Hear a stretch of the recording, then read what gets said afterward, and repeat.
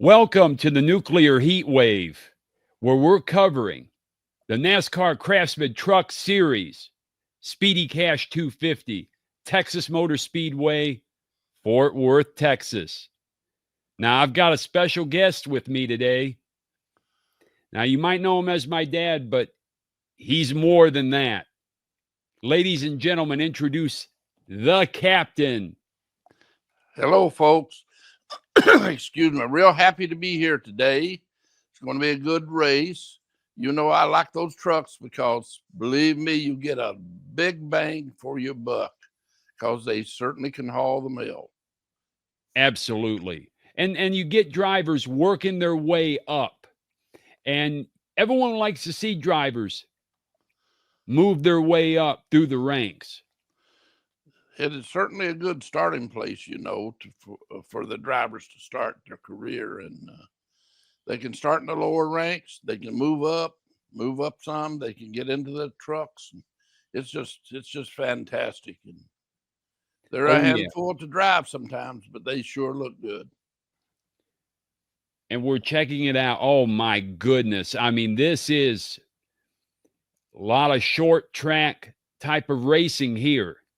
Yes, it is. Already going 5 wide earlier. Tyler Ankrum. And we are at lap 2. Overall, 167. But let's remember, so stage 1 is 40. Stage 2 is 40. Stage 3, the final stage is 87. Now, this is a 1.5 mile oval. Right. Wonder what the fuel window is. I wonder. Yeah, well, you know, they'll probably. Yeah. Go ahead, sir. Oh, yeah. Well, they'll probably let us know. What's interesting, though, right now, Ankrum in the lead, Jake Garcia second, RAJAH CARUTH third, Chandler Smith fourth, and then we got Lane Riggs, his teammate, fifth, Giovanni Ruggiero sixth. Now, guess who makes his appearance? There we see him.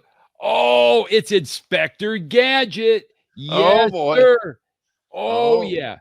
Oh, boy. Carson Hocevar in the number 7. Yes. Of Spire Motorsports. Okay, what position he's in now? So Hocevar's in 10th. Okay, yep. I see he just broke into 10th. Yeah, he broke into 10th here on lap 5. Yes. And Grant Enfinger got jammed up earlier. And so he's making his way through the pack. He's got a little ways to go, but he's a man that can get there. He can. We just turned to lap 6 now. We've just finished lap 6. That's right. And we're going on lap 7. We got Ankrum. We got Ankrum in the lead about 4 lengths here, or maybe 14 lengths. Oh my! And Garcia second. Caruth's in third. Caruth is doing pretty good today. Riggs just moved into second place. Number 34, Riggs. Well, we're hoping for a great day out of Tony Bredinger. Yes. Well, we do. Tricon Garage. Yeah, well, I think they've given her some pretty good equipment. You know, you don't expect a lot of time those newbies, whether they are a man or a woman, to have the best equipment to start with. There's only a few people that ever really start in a race that they come and they really got the best equipment. So she should start making some moves. Of course, you know, we have people in the racing that has tried. It's never really made a move. Of course, they've already raced and retired. You know, people like Danica Patrick and stuff like that. You know, the racing industry, I think, as a whole, and definitely women, had high hopes for her, but it just didn't materialize. There are a lot to this racing, you know. You've got a personality you got to deal with too. What do you think about that? Well, look at that. Look at Jennifer Jo Cobb. You know, I want to see her kick some tail. And you're right there. You know, I mean, she accomplished racer on the lower circuits and in other forms, but you know, maybe if she was capitalized more, perhaps she could take advantage. That's where we don't know. That's the missing element in all this. You have to research sometimes if you don't know, but one of the women that could really crank around the track for a beginner, and she was good. She raced a few races, and then all of a sudden she just got out of racing, was Erin Crocker. I don't know if you ever heard of her, but now she I thought had a great I thought she had a great career ahead of her in racing, but I think she got married and, you know, changed her profession, you might say. Well, let's take a look, shall we? As we see Tyler Ankrum is still in the lead, and we're going side by side. So there's the cue to actually do some research. Yes, it is. It's a good time. It's a good time. It's a good time. I'll keep an eye here. Of course, that's a lot of times. That's a lot of times when you do have a caution. Well, I mean, Aaron Crocker married Ray Evernham. She sure did. I mean, she drove truck for him, and then by golly, she was good enough, and he married her. I mean, wow, yeah. She got in there, but but she was a pretty good truck driver. Yes. I'm saying, I don't know how many races that she'd run. I should have researched that myself, and I will next time there at CBM. So, well, she ran 29 truck races. Okay, good news. And 10 Xfinity races. Oh, good. So, yes. Good information. But she decided to raise a family and retired from racing. Right. You know, but when you're married to a Hall of Fame crew chief like that, a guy who and team owner later. And team owner. I forgot about that. You're correct. Yeah. So you have to well, I mean, and we see Gio Ruggiero is slowing up a bit coming around. But yes, Aaron Crocker's a great example. But we'll hope for the best for Tony Bredinger. Yeah. Well, like I said, in fairness, you give her a chance. I like to see him. Well, was Hailey Deegan given a chance? Well, you know, I think the jury's still out on that one, in my opinion. And I might add, it's just the captain's opinion here.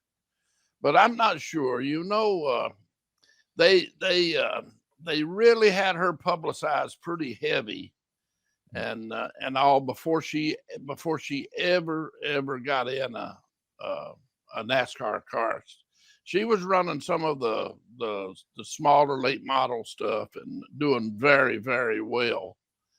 And sometimes I think they might have brought her up a little too quick.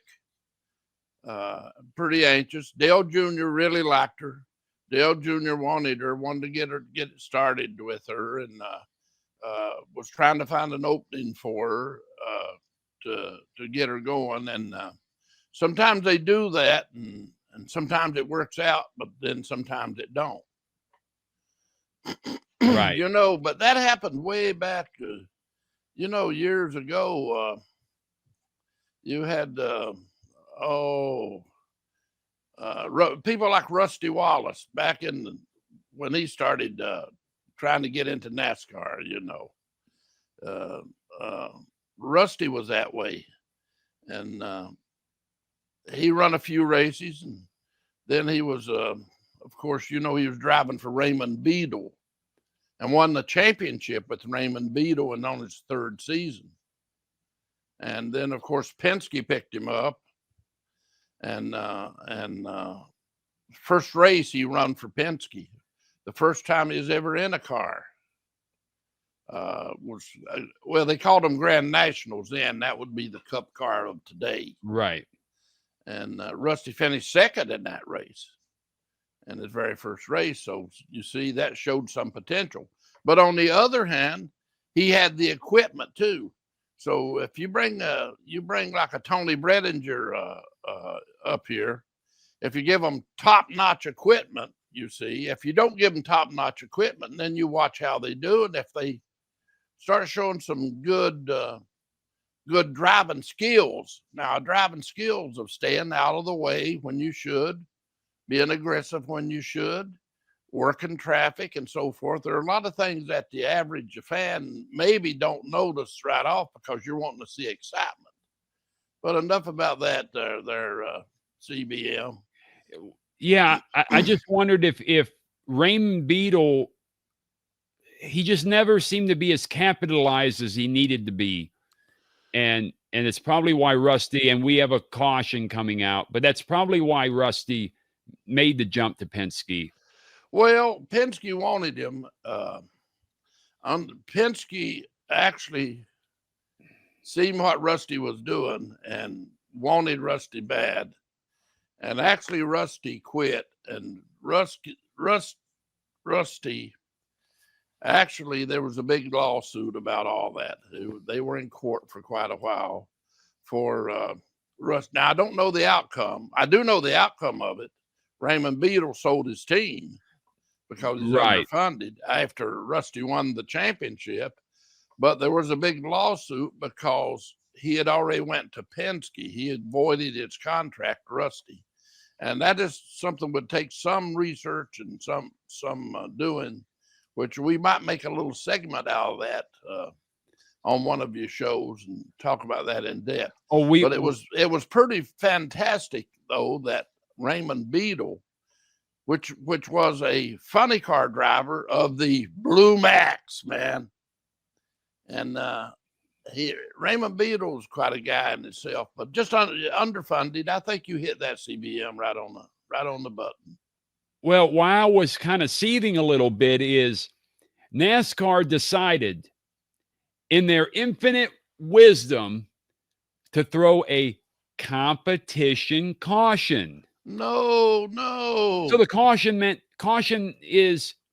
was for no other reason than to bunch up the cars. Oh boy. Let's just bunch them up like this. Whoa. I mean, horrible. Yes. What do you have? One taker for the pits? Yes. And that's one. Yeah. And of course, it's Chandler Smith of the SpeedyCash livery. Well, no, there's several now. We see Luke Fenhouse, Grant Enfinger. And what was the sponsor on that? Kitty Cat what? Yeah, SpeedyCash is SpeedyCat or SpeedyCash? Well, I wish it was SpeedyCat. And don't get that tire. Oh boy. Oh man. Grant Enfinger. You got and they showed our boy in the pits. You know him, you love him, the big 88. Oh boy. Oh yes.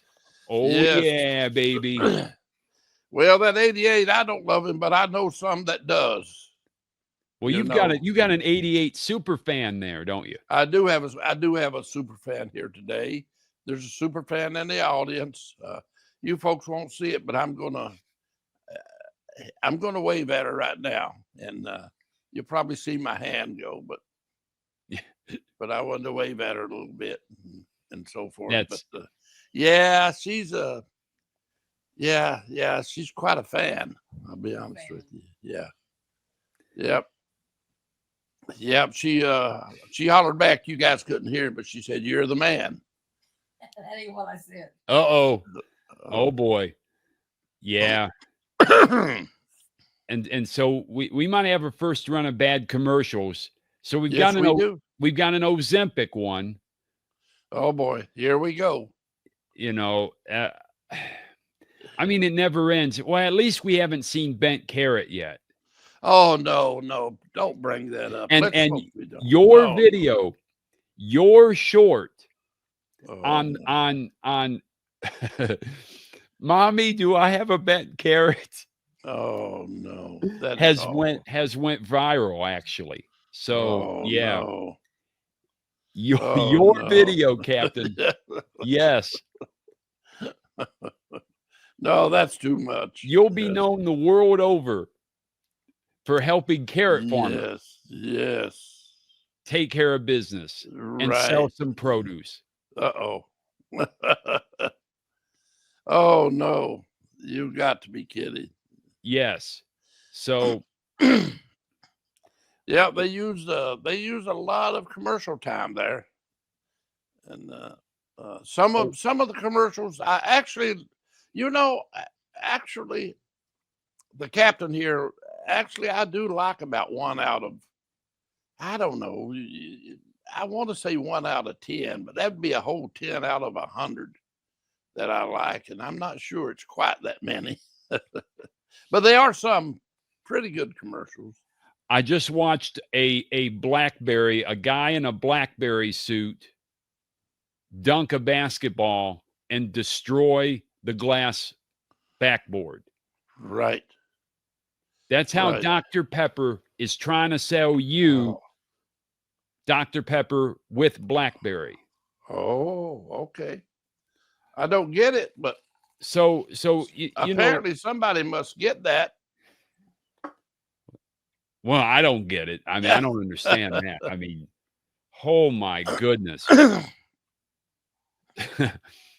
Yeah. We are still in the competition caution. Are you kidding me? You can't be serious. Well, they must have had some problems. Maybe they had a problem with the track. Well, if I don't know. Maybe they seriously. I happen to agree with you. Why would they take so long? Now you got to remember the way the captain looks at it here. All of these unnecessary cautions and unnecessary laps. That's not on NASCAR. That's on the fans, the paying customer. The paying customer, that's on their backs. You follow what I'm saying? it is, When the family takes their kids out for a race, and they only see 75% of the laps run, they paid for the other 25. right. NASCAR didn't pay for it. Mm-mm. So that's all I'm saying. I'm not positive that they have the fans in the best interest, but they say they do. So now we have restarted. 15 laps to go in stage 1. Whoa. And Lane Riggs on the outside, Tyler Ankrum on the inside. And oh my goodness. I mean, it is a mess right behind them, 4 wide. And Jake Garcia and Gio Ruggiero in the second row. Ty Majeski, third row, and Lane Riggs just took the outside line. And I don't know if Ankrum let him go by or there's an issue, because all of a sudden it seems that Ankrum just lost. He lost just his lost momentum. Looked like he lost the momentum. Yes. I mean, it was drastic, honestly, to see Tyler Ankrum just lose that incredible momentum. And Corey Himes about ready to overtake Ankrum here. And in fact, he just has. So it's Lane Riggs, Jake Garcia, Corey Heim, Tyler Ankrum, Ty Majeski, Gio Ruggiero, Inspector Gadget, Caden Honeycutt, Brandon Jones, and RAJAH CARUTH is 10th. Yes. Yeah. And 21st, Jack Wood. How much wood could a wood jack if a wood jack wood? Pow. Yep, at least a cord. At least. That's true. Yeah. Yep. Or a face cord. Yeah. But We'll that's have for we'll sure. have more firewood references for you later. Let me tell you. So, Well, there may be some fire in this. I see Stewart Friesen oh, 10th. oh man, You know, Stewart's good for at least another 2 positions yes. by the end of the race. Well, before he wrecks someone, or before he has some calamity befall him. And here we go. Oh, right as they go to a side-by-side caution. Oh, no. Gio Ruggiero. Oh my goodness. No, no, Oh. no. Oh, Oh, Ruggiero. Oh, is that truck tore up?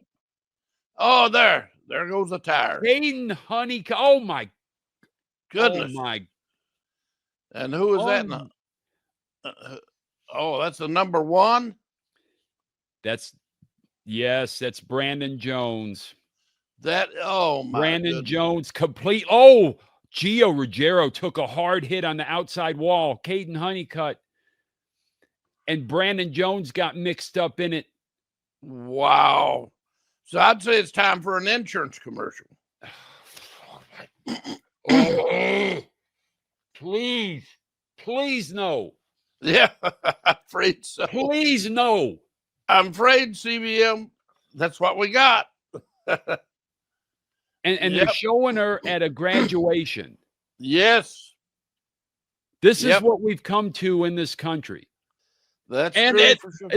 Look what it is. It's oh no. Look what it is. You're showing a raccoon. Raccoon. You're showing a raccoon, a fake AI generated raccoon, dig up stuff, and you're talking about bent carrot. Yes, afraid so. Bent carrot again. Afraid so. I have to. I'm sorry. This is, and then you're showing a guy talk through a piece of cheese. Yes, he was. He's looking through the cheese holes. He is. Now, I mean, and Sargento's good cheese, but still, listen, who's making these commercials? I don't know. Whatever agency. I wonder how hard it would be getting in that business, because they seem to be. I believe I could do that good. Now look. They're showing a girl taking a potato, insinuating that Lay's goes to every small farm and says, "We would love to buy your potatoes." Okay. All right, come on. I mean, let's be real. A big company like that going to go around. Yeah, some of them don't make sense, but I don't know how they. Right now, Borla exhaust is on. Yes. Well, now they've been around for years. And so we are back with coverage, and they're picking up significant debris. Yes. There is significant debris all over this track. Well, I hope they red flagged it. Oh, and Gio Ruggiero, his truck. So let's see what happened, because of course the cameras missed how it developed. So Gio Ruggiero went inside there and so Gio just clipped the grass, and then the grass then got into Caden Honeycutt, and Brandon Jones could not avoid T-boning Caden Honeycutt there. The question is, did he lose the truck before he hit the grass? Is that, or why did he hit the grass? Did he just miss the turn? We're seeing now. Looks like he just cut inside. Of course, there was a truck. He took it out too. Well, yes. So he took out Caden Honeycutt, and Brandon Jones could not avoid him, as you see there. Right. Here's my thinking. It's almost as if. Does he feel that the 45 squeezed him down? I don't know. So let's watch it. So let's watch this develop again. So, well, that camera angle didn't show it, but in a way, it seemed that Gio was almost trying to cut that corner like you would on a road course. Absolutely. I agree with you, CBM. And not realizing the difference in height, and as well as it being grass versus a track, Yes. would cause you to bounce and then bounce in. That's what I think happened, but it didn't look like Caden Honeycutt outright squeezed him down. But then again, Gio might have felt that way. Yes. So everyone's coming into the pits now, and with 6 laps to go under caution. Oh, come on. Cody Dennison is leading. Yes, but 6 laps till the caution. Now they should know they're not going to get it started. Maybe with 2 laps, because even though that's a mile and a half, I don't know. Yeah, it's tough to say. Yes. I see this though, and we have a Craftsman commercial here, but disappointing though for Gio Ruggiero to take that line. I'm not sure. Again, I'm almost thinking Gio ran it. He thought maybe he could cut the corner a little bit because he got a little too much. But now there was a car beside of him too, the 45 of Honeycutt. Yes. I don't know if he. Honeycutt had the line because he was in front of him, so he had the line. So I think it was on Ruggiero, but he may have tried to cut it a little too tight. And then we see, I think, another Borla exhaust commercial. So, see the old Chevy truck? Yes, I do. That could be like a 64 to 66 or 65. Those classic Chevys are in demand. Yeah. That was a mid-60s truck for sure. I mean, I've seen them. The prices are going up, but then again, they have classic lines. Yes, they do. That's the one thing I hate about. I disdain, abhor. You can use any synonym you want for hate, but look at how the trucks look now. You look at a Ford Super Duty now. Look what you see. It's all blocky, and then like a Toyota Tundra now. They're just too blocky. It's like you've made them with Lego, or you've made them. Yes. There's no art to it. Yeah. Well, they really did mess up, in my opinion, that Tundra. Because the front of it got real blocky. Oh, it just got too blocky. It's ridiculous. But I'll tell you what, the theory is, I think, is that there it is again. Oh, what happened to Friesen? Oh no! Did you get through? Come on, Friesen! Friesen, no! Friesen, don't lose it! Stay with it! Stay with it! Oh! Earn those Canuck Bucks, baby! Yes, he did. He did. He saved it. He saved it. His wife will be so happy with him. Oh yeah. Yep. She will, because what she goes through to try to get a win for him, I'll tell you, she qualifies vehicles for him and everything. He keeps it. You know that she keeps him in line. Well, they say Friesen is a racer, that he races the small tracks, and they say he races almost more than anybody, almost every night of the week. And but maybe he needs to, if he needs to support his racing. But now I think he has a partner in that racing now. He used to do it all on his own, supposedly. Well, Halmar, who is sponsoring his truck, is partnered with him in his racing. But he didn't used to be. That's only the last few years. Correct. Okay, they got going again, and Enfinger looks like it's got the lead. 3 to go. Matt Crafton is second. Oh no! Whoa!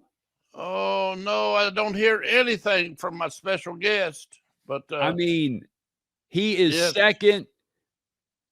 Well, now he's third. Matt Mills is second. So Matt Mills from Nice Motorsports. Okay. Daniel Hemrick 4th, Tanner Gray 5th, Heim 6th, Majeski 7th, Inspector Gadget 8th, Lane Riggs, Luke Fenhouse 9th, Lane Riggs 10th. As we enter the final lap of stage 1, Grant Enfinger is going to get this stage win here. All right. It looks like it. Mills second. Yes, Matt Mills, Nice Motorsports. Good for him. And he crosses the line. Grant Enfinger gets stage 1. Matt Mills second. Crybaby Crafton 3rd. Daniel Hemrick 4th. Corey Heim 5th. Ty Majeski 6th. Pretty good for Enfinger, and he's a single car team. Yes, he is. And again, we love single car teams at the Nuclear Heatwave. Yes, we do. We respect the single car team, the small teams, to do it, not dancing seniors, and we've got dancing senior citizens now. Yeah. They're in a choreographed routine. Well, you can bet that's none of them that I know.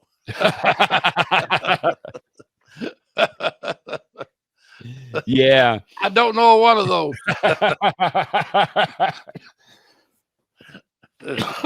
There we go.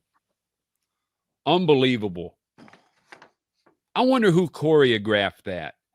You know, maybe Tony Basil did. Maybe she did. You know, she was a well-known choreographer. Yes, she was. And she had that one hit. She was a one-hit wonder, wasn't she? Absolutely. Yeah. And you hold that thought, because I will use that song, but insert another name. Okay. Yes. Yes, I will. Well, that's a good one. Oh, not Deodash. Not Deodash. Not Penny Auctions. No. No. Not Penny Auctions. Yeah. All right. You know what? Let's go back to Penny Auctions in a little bit. Yeah. Because I feel like that I need to shove my size 12 up them right now. Well, the only thing I'll say about them, and we'll go back to them later, but it really misrepresents.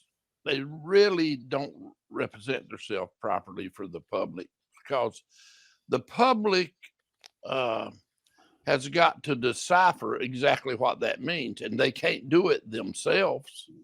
They've got to ask somebody exactly what does that mean. I know I cannot buy this for a penny. And then you've got to get somebody, as I did, to explain it to you. So that's one thing that's not really right about it. Oh, well, we can talk about Dairy Queen and the infamous lawsuits. And I'm spitting up right now because I'm looking at Dairy Queen food, but I remember the Brazier lawsuits in the state of Michigan. So, Captain, if you can fill us in on some of that. Yeah, there was I can't remember exactly, but there was a lawsuit. I think I could be wrong, but I thought it was some ladies' garment manufacturer was complaining because they made a garment that sounded something like the burger, and they would young people would misrepresent that when they went in. Yeah. Instead of Brazier, they would say something else. And like Brazier. Oh, okay. Yes. So, no, maybe that's not it, CBM. Okay. Maybe I'll have to think about the exact, but there was some lawsuits. Maybe it'll come to me. well, the lawsuits were the fact that Dairy Queen as a national entity wanted every Dairy Queen to have at the time they called them Brazier, and now they call them Grill and Chill. So when you Okay. go to a Dairy Queen that says grill and chill, well, that was the Dairy Queen with the brazier burger.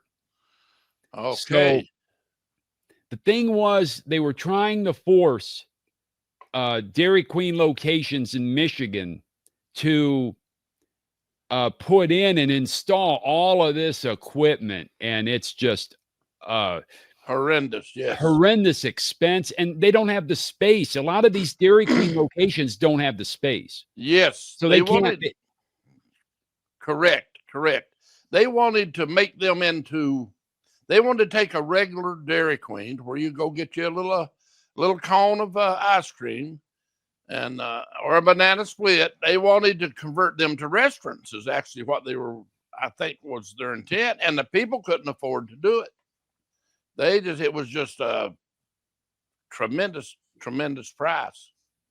And so they fought them. The independent franchise owners fought the national company on this, and they ended up winning and being able to stay in business as Dairy Queen standalones.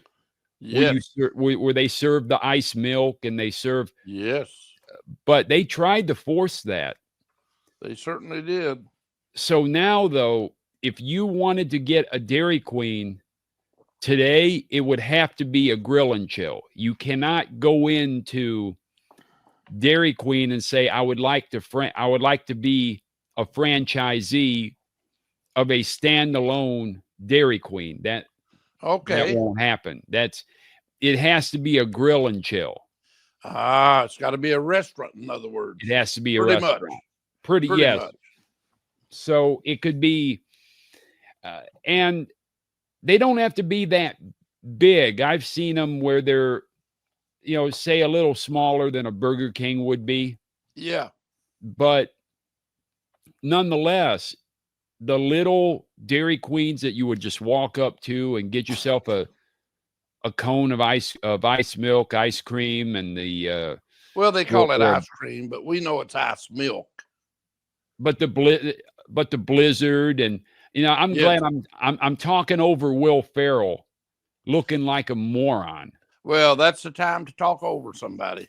I mean, then you have Ron Howard, like if he was a little boy today, he's talking to him on the airplane.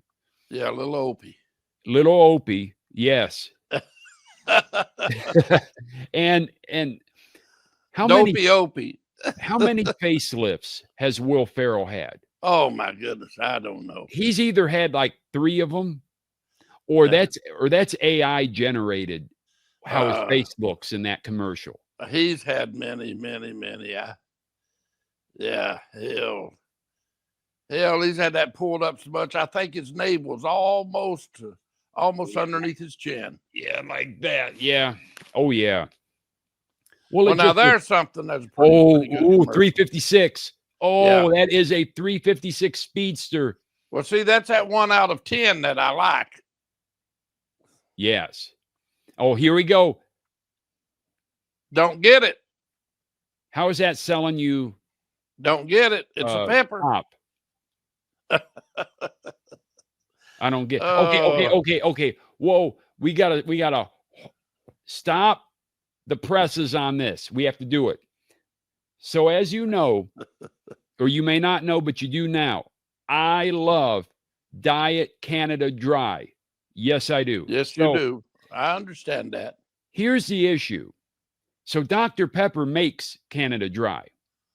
Did not know that, sir. Yes. So Canada Dry, they have Blackberry Canada Dry, right? But guess what? They don't have it in Diet. They don't have. Now they have Diet Cranberry Ginger Ale Canada Dry. Ooh. 0 sugar. Oh, I can't say diet anymore. Oh no.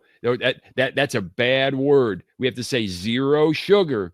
So well, I have noticed that they don't say diet anymore. So they do have Blackberry Canada Dry, but not diet. Well, now they've advertised Dr. Pepper with Blackberry zero sugar. So now the question is, where's the Canada Dry in it? Obviously, they used the Canada Dry to test it before they put it in Dr. Pepper. Absolutely. Obviously, Yeah. they did. That's what it sounds like. What it's sounding like right now is we're getting ready to start stage 2. All right. Right here. Grant Enfinger, you know, in the lead. Matt Crafton on the outside is second. And, Daniel Hemrick trying to cut in on Grant Enfinger right from the jump. She sure did. You saw that. Yes, Corey I see Heim. that.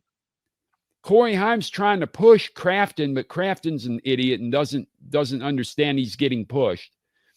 And then on back we have Chandler Smith, Ty Majeski, Lane Riggs, Inspector Gadget, Jake Garcia, and the Canuck Buck himself, Stewart Friesen, rounding it out.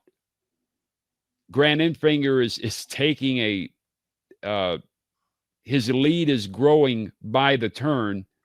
Matt Crafton, though, is holding on the second. I can't believe he's had 2 wins. I can't believe he's. Hold on. I have to look it up because I forgot. Honestly, I forgot which races he won. So let's okay. So let's look up Matt Crafton wins that he has won at Kansas in 2020. Okay. And then his previous win was in 2008. Oh, 2008. Yes. Oh, 2008 in Charlotte. Okay. Okay. I don't even remember back and forth 2008. Oh, come on. No, just kidding. Yeah. Just I'm just teasing a little bit for my special guest here. Oh, not the CARFAX. Oh, there it is. You got to be not a CARFAX, a CARFAX. So again, you know, it's so expensive if you want to try to use now. Because if you're looking for a vehicle, you're looking at more than one. If you're looking at a used vehicle, you're looking at 1, 2, 3. I mean, hell, I'm going to run out of fingers here. Yes, many. And if you want to do it right. Now, if you don't care and you're ready to accept whatever the used car dealer tells you, then you could just get by with a couple CARFAXs. That's perfect for you. And then you'll find out later why you should have done more research. So, yes. So, but if you want more than, let's say 5, well, now you're paying, and I'm talking over this Progressive commercial now. I'm not even dealing with it. So that's how you want. If I wanted to look at a used Maserati, let's say, if I wanted to look at one, well, you know, I'm going to go through and find every example of said Maserati, and then look through every CARFAX under this. I mean, I have to. You have to do it. Yeah, but you could you only pay once, right? And you can keep it for like a month or 2 months. Oh no, don't tell me they've changed that, CBM. Come on. Unfortunately, they did. Whoa. When I last used them, it was generous. You could have as many as you want for a month. And it was like $30 or something, but you could run as many CARFAXs as you want. Well, that's right, because it'd take a month to find you a car sometimes. Right. If you want to do it right. Now, Dad, you remember when we were looking at Saabs? Yes, I do. And we were looking at wagons and the sedans. And what did we find? And wasn't it a good idea to have the CARFAXs? It was. It was a great idea. Because, you saw the wagons. I mean, you could not get a wagon under 200,000 miles. Couldn't find one. No. It was impossible. No, And they didn't exist. That's right. And then remember when we went out to Cleveland to look at that one, and then there was like it was a 9.5 Aero. Yes. But there was something not right with it. Yes, that's correct. And well, we found out later there was an issue on the CARFAX. And that's what prompted me to say I need to get a CARFAX subscription. Yes. Yes, a good idea. Yeah, it's a good. But now, are you saying, CBM, that it's how long are they good for now? Well, what it is they'll give you like 5. Oh boy. You can either pay individually or you buy 5. Oh. In fact, before I do this, we are about accuracy here.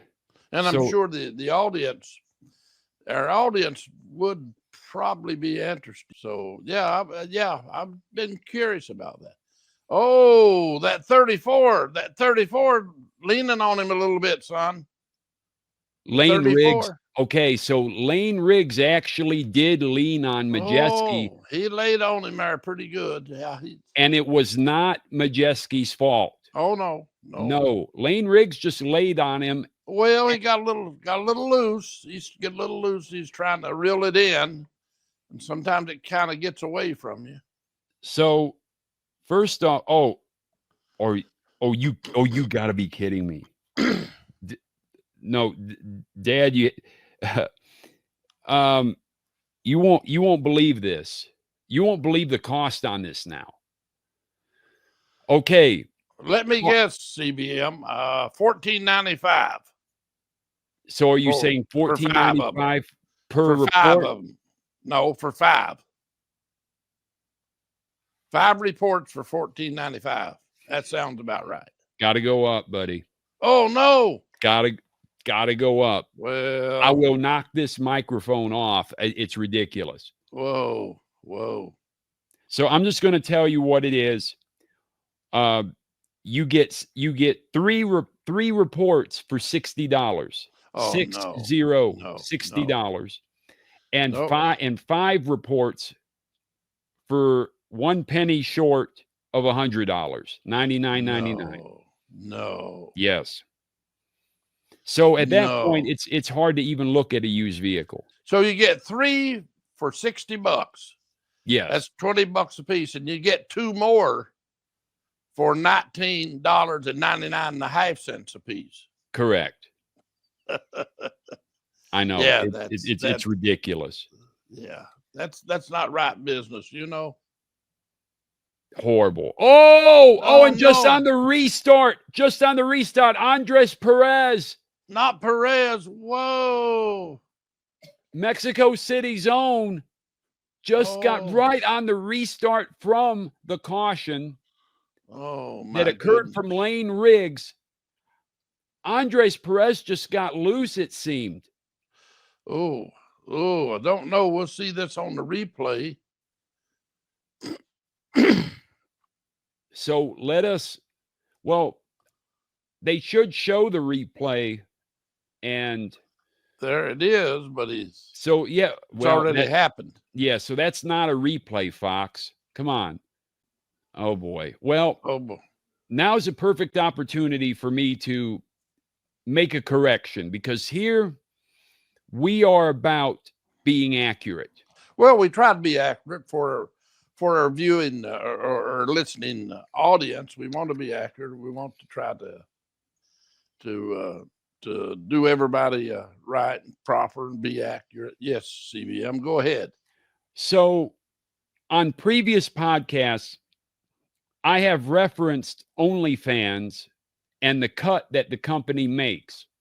Well, I incorrectly stated 40%, and it has come to my attention, and thank you for writing in and letting us know the answer is 20%. So OnlyFans takes 20% of your cut of what you make, not 40%.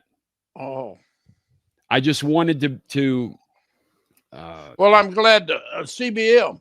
I'm glad you told me that, because me and my beautiful wife, we go to this one restaurant, and we're going to let this one waitress that waits on us, we think a lot of her. She okay. will really be happy to know that, because she's been disappointed that 40%. I told her that before, and she was very disappointed. She'll be happy it's only 20% now. But I hope we don't lose a waitress over it. Oh, that's true. Yeah. I mean, well, you know, a lot of people have made money on there, but I don't mean to interrupt you, CBM, but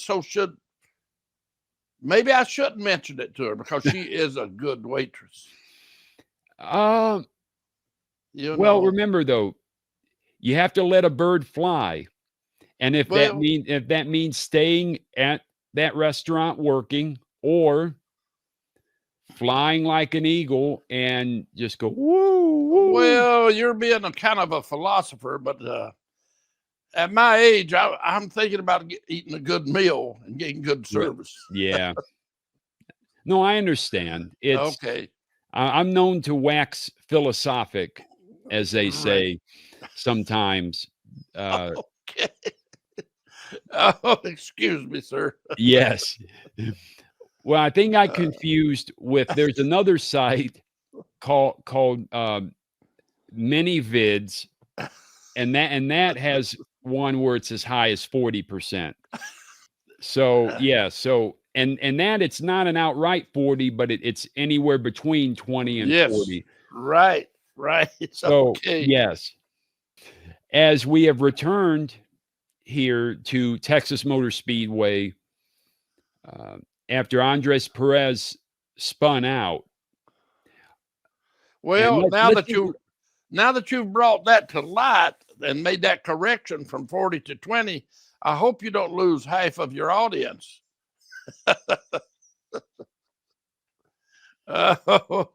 Maybe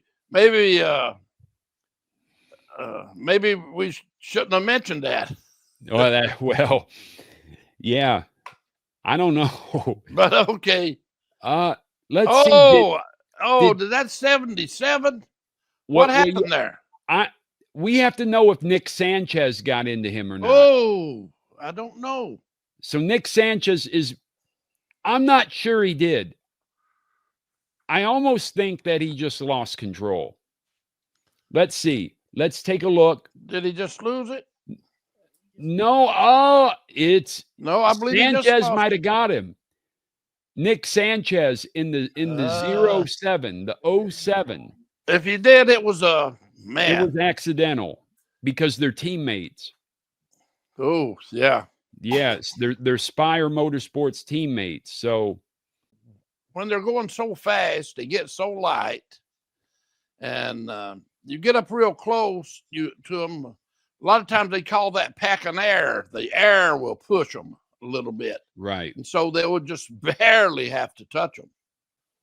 So Spire Motorsports, having an interesting day so far today. But now this is another thing that is a stick up my craw. I've got to tell you. So you remember, Captain, when it was 43 cars every race? Every race. For years, it was 43 cars started a race. So today, 32 trucks are fielded here. Yeah. Wow. And so that means there are 4 open slots as we restart from that wasn't used. Yes. So now there are four unused slots that could have been used. So what's stopping us from fielding a nuclear heat wave team?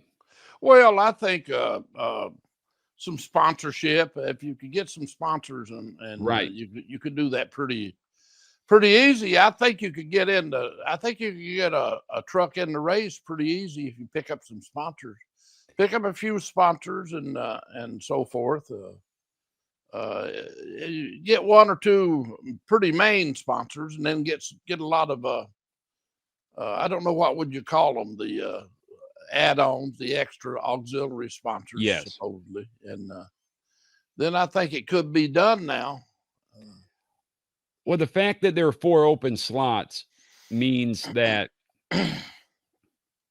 was certainly Truck Series racing, and just as Nick Sanchez is getting loose right on the outside. Oh, 34. And Lane Riggs hits the grass, Lane. and his whole front clip is screwed beyond belief.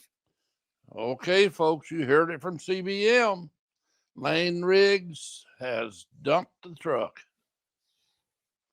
It's not a dump truck, but he has. No. It's in pretty bad shape, put it that way. Wow. That grass must be a lot high. And oh my, Luke Fenhouse squeezed him. Yes. Luke Fenhouse, the 66, squeezed him. And then that's when Lane Riggs hits that patch of grass right there. Whoa. And destroys his front clip. And here we go again, baby. Here we go again. What's this? And we've got a fake. That's Jimmy Johnson, isn't it? Just a joke, folks. These awful actors have more charisma than he does, so it's obviously not him. No. I mean, you couldn't find someone with less charisma than Jimmy Johnson. Well, I kind of have to agree with you. I don't know about the audience, but for a guy that won 7 championships. 7 championships, yes. Man, oh man. And he's in the racing and you never hear of him. And you don't see a lot of pizzazz there, do you? Well, there's zero. Listen, there's zero out of him. Now I don't expect him to be a Tim Richmond. You know what I mean? But there are not that many Tim Richmonds out there. Now, if I was racing, maybe. Yes, no doubt. No doubt about it. I mean, but Tim Rich, I miss him. You know what I mean? Yeah. Or they say go back further, even Fireball Roberts. Fireball Roberts, great example. Another Absolutely. example, you know, and I can go back to the beginning, but I was just a baby then. If you go all the way back to Rex White, but anyway, that'd be another segment sometimes. But anyway, that would be a great segment. Actually, talk about the most charismatic drivers. Yes, yeah. Like Rex White, 1960, he won the championship. And the thing about it is, people talks about motors and cars. He had a 348 engine in it. I had a 348 engine in my 60 Chevy when I was 17 years old. Wow. Yeah. Now, of course, it wasn't the same engine, but that engine, their engine was a race engine. But he won the championship with that engine. And he won about 10 or 11 races that year. Rex White, baby. That's awesome. That is awesome. And I think in the future, we can do some driver retrospectives where we're covering racers like Rex White, because I think the current generation would appreciate those drivers. What we will do, CBM, we'll have a segment, if I might say. We'll just have a segment to go back, and that way you can spend a few minutes. I'm sure the listening public would like that on some of the old stuff. Yeah. What do we have here now, CBM? I see guys sitting there. Lane Riggs' day is done, it looks like. Oh boy. Yeah. The 34. Here it comes. And Luke Fenhouse, we see next to him in the 66. Yes. Luke got him. Luke looked like he was being pushed down a little bit. So I don't know. Now that's the next step. How about if I had in the future, I might get a microphone and ask some of the audience. We don't have a big audience tonight, but I could ask some of them what they think. And that could be something that we can look forward to in the future for people. Well, you do have a second microphone there. Yes, that's what I'm saying. But that's something to think about, and I'm sure. Yes. Then also you're going to have to start giving your listening audience an idea of who you're going to be having and some guests on, because it's once in a while it's good to have a surprise guest. Absolutely. And so forth. And you know, I know it won't be Johnny Carson, but anyway, that would have been a good one to have. Now, Johnny Carson was a man when he retired. He spelled the word to him. That was retire. it. That was it for him. And retired also means to him, when he said retired, it also said, I mean it. I mean, I'm retiring. Right. And he did. No, he did. You never heard from him. Nope. Got on his boat. He loved the boat. Now, it wasn't a big yacht. It was a nice boat, maybe 30 foot, maybe 35 foot, maybe. And but he loved it. But that was it. That was it. The next time and Joey Logano, of course, is doing commentary. And of course, he circled his face on the promo for the Cup Series at Texas. He had to circle his own face. Oh, no. Right there. What a loser. What? I mean, look at him. Oh. First off, I don't know. I think his hair looks pretty good. I think he could start a carpet store in any city, maybe a franchise. And, and I'm sure. Yes. I'm sure women would have that carpet. He'd got to offer different colors, offered in a Berber and so forth. I'm sure women would buy it because he is sort of the carpet man. Look at that head. I mean, nice color. You can make a merkin out of his hair. I'm serious. Fluff it up. Oh, no. And then transplant it. That's right. I mean, that's Joey Logano right there. I mean, what a douche nozzle. Could not be. I mean, I'm going to call him Massengill from now on. No. Unbelievable.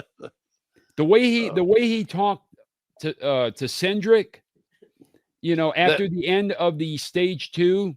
Well, by the way, the Cup Series Talladega last week, that was publicized pretty good, and that wasn't a good deal for your for your partner, so to speak. Yes. So, yeah, unbelievable. That wasn't a thing to do to your teammate for sure. No, but that's the kind of guy the 22 is. Well, after these races, don't they have a big meeting like every Monday morning? You would think. You would hope, right? Yeah, they have a big meeting, the race teams. And because once in a while you'll hear them advertise, "Oh, I'd like to be in that meeting Monday morning," to hear what they have to say, especially when a couple of the team members gets into it. I'm talking about drivers, of course. So it looked like Luke Fenhouse, who, and I'm going to take your opinion on this, that he himself was pushed down into the in between the middle and the lower line, which forced Lane Riggs out. Well, Luke Fenhouse had to get pushed. It doesn't show that he's pushed to the pits, but the tow truck was pushing him. Oh. Yeah. So the 66 is nowhere to be found. The Soda Sense car is representing Thor Sport Racing, not on the track right now. And we have 10 laps to go. It's still under caution in stage 2. Chandler Smith is fourth. Well, Corey Heim first, Grant Enfinger second, Daniel Hemrick third, Chandler Smith fourth. Okay. Oh boy, not the crybaby again. He's 5th. The Canuck Buck is 6th. Okay, yeah, we got 10 laps to go in stage 2. That's right. Jake So Garcia, then they'll have a little break, right? and then Ben Rhodes 8th. Dawson Sutton 9th. Dawson Sutton. That's right. Rackley Willie Allen Racing. Pow. Whoa. One of our audience picked Sutton to finish last. Well, I guess they got a surprise. Oh, yeah. Yeah, we take a little survey of our audience and ask people how they think certain drivers will do and not do before the start of the program. So we kind of asked a few people, just get some opinions, and we had one of the guys predicted Sutton to end last. Well, it's pretty obvious he's not going to be ending last today. Oh, no. Not at all. And we're leading up to the restart of this race. And it will be 9 to go. And immediately, yes, Chandler Smith tried to get a push, but it failed. And so it didn't fail for Enfinger's case. Grant Enfinger is starting to take a progressively larger lead. And Chandler Smith 2nd, alternating with Corey Heim in the 2nd row. Daniel Hemrick, Stewart Friesen, 3rd row. Wow, Corey Heim and Chandler Smith are racing hard for the 2nd position. 7 laps to go.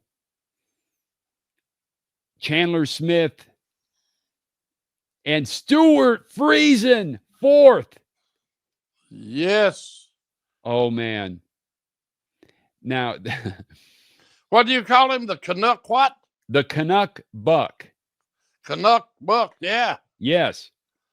Because when he goes to the pay window, or if he goes ever to the pay window, when that gets, he almost got loose there.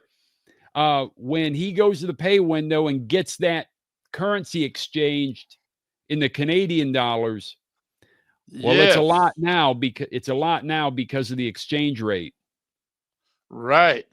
So Corey Heim has got a 2nd win and is now up on Grant Enfinger and is on the inside of Grant Enfinger right now. Come down on him. Yep. And has pushed Enfinger up a little bit. And Corey Heim has overtaken him as of right now. Corey Heim, with 5 to go, has just overtaken Grant Enfinger. Chandler Smith 3rd, Daniel Hemrick 4th, Stewart Friesen 5th. Corey Heim went by very fast and is gaining. He certainly did go by there fast. Well, I think his tires, they're a big fall off in tires there. Yes. I think they're probably a fall off of a second, maybe a second and a half a lap with the tires, maybe. So the tires do wear out. That'd be something to remember, because at the end of the race, they would definitely should save a set of tires for that last push. They should, really. The fall off is dramatic on this track. The tire fall off. RAJAH CARUTH is fighting Matt Crafton for the 10th position. Okay. Corey Heim's winning this stage. It is. Yes, he's so far beyond anything right now. Right. And the camera's focusing on 10th and 11th spot, why is Hocevar overtaking RAJAH CARUTH, his teammate? Well, that don't make a lot of sense. I understand. I do understand that these teams, that you are individual racers, or you should be at a certain time. But now I've heard both people say, and now we're talking about the big boys. I've heard Roger Penske say over the years, and I've heard Hendricks say over the years that that when it comes down to 1-2, they can fight it out. And that says a lot, because a lot of people will tell you how to win. Now, you do know in Formula One and all, they'll dictate how they want you to finish. Right. And Corey Heim takes stage 2. Well, my only thing about it is Inspector Gadget does not race the Truck Series, so he's ineligible for any points attained at this race. Right. So why not help your teammate who is a Truck Series regular in RAJAH CARUTH? Why not help him overtake Crafton? But he didn't. Well, I don't understand that. Yeah, that's a lot of it I do not understand, sir. Yeah. And we are back as soon as the lag from the Xfinity DVR. There we go. Because, hey, they were designed in Philadelphia, so you get what you pay for. Oh. So we are back. Ty Majeski is leading. Now, this is after the pit stop, so Majeski is leading. Connor Mozak is second. Inspector Gadget third. Then, as the lines shift, so do the positions.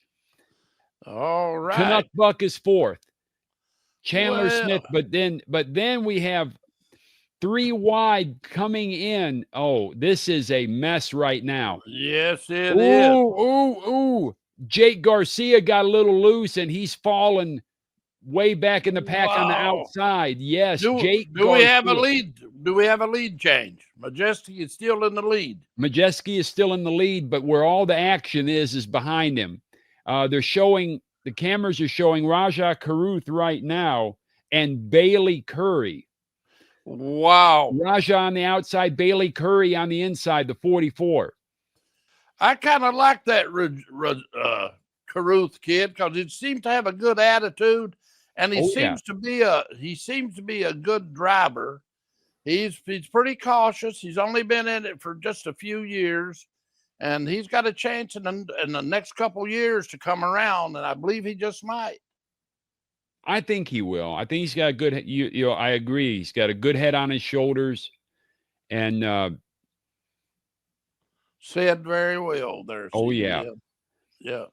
Corey Heim, though, is increasing his lead progressively again. It's just, it keeps getting over Inspector Gadget. Ty Majeski is third, Tanner Gray fourth, Stewart Friesen fifth, Ben Rhodes sixth, Infinger seventh, Chandler Smith eighth. And we've got side by side, so you never know what you're going to get here. Okay. So this is a Ram commercial, but an actual Stellantis FCA Dodge Ram commercial. Not a Mountain Dew. Aren't you glad you haven't seen a Mountain Dew one yet? Yeah. I really am. But I used to enjoy those that when Mountain Dew was a good sponsor on the cars. You know what? They called their crew the Dew Crew. Yes, they did. That's pretty cool. Yeah. Well, I think so. And I'm not talking about I mean, it's not. I mean, it didn't take a CBM. I'm not saying it took a professor to come up with that. I mean, I know a 3-year-old could have said, "Hey, Daddy, Mountain Dew, let's call it the Dew Crew." But it still sounds cool. Oh, yes. I wonder what would happen if you tried to embalm someone with Mountain Dew.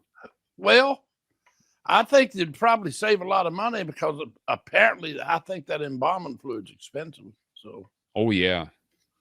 Yeah. I mean, we've got, there's some family, there's some people we know that are morticians. We should ask them. Yes, really. We do. We do. We really should ask. We should ask. Yes, that's for sure. I tell you what, whatever they put in Twinkies, Well, that's it. See if you can embalm someone with that, because that stuff has to last forever.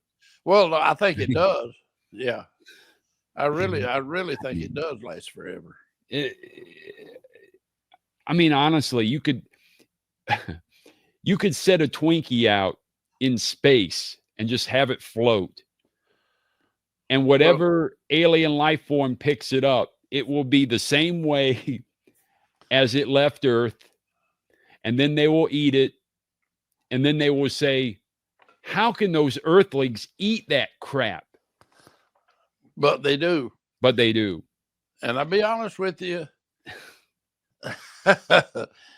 Yeah. And the captain's day, he's been acquainted with a few of them.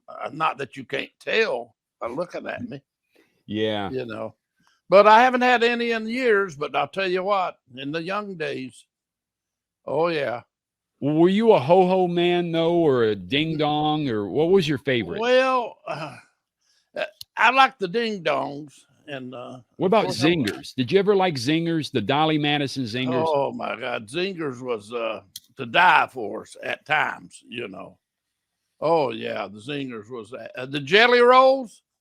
Oh, the jelly rolls. Well, put it this way, I do want to finish this podcast with you, sir, because I was invited. You were so gracious, you and your group of people with this podcast, to invite me on. I do want to finish it, so we better not start.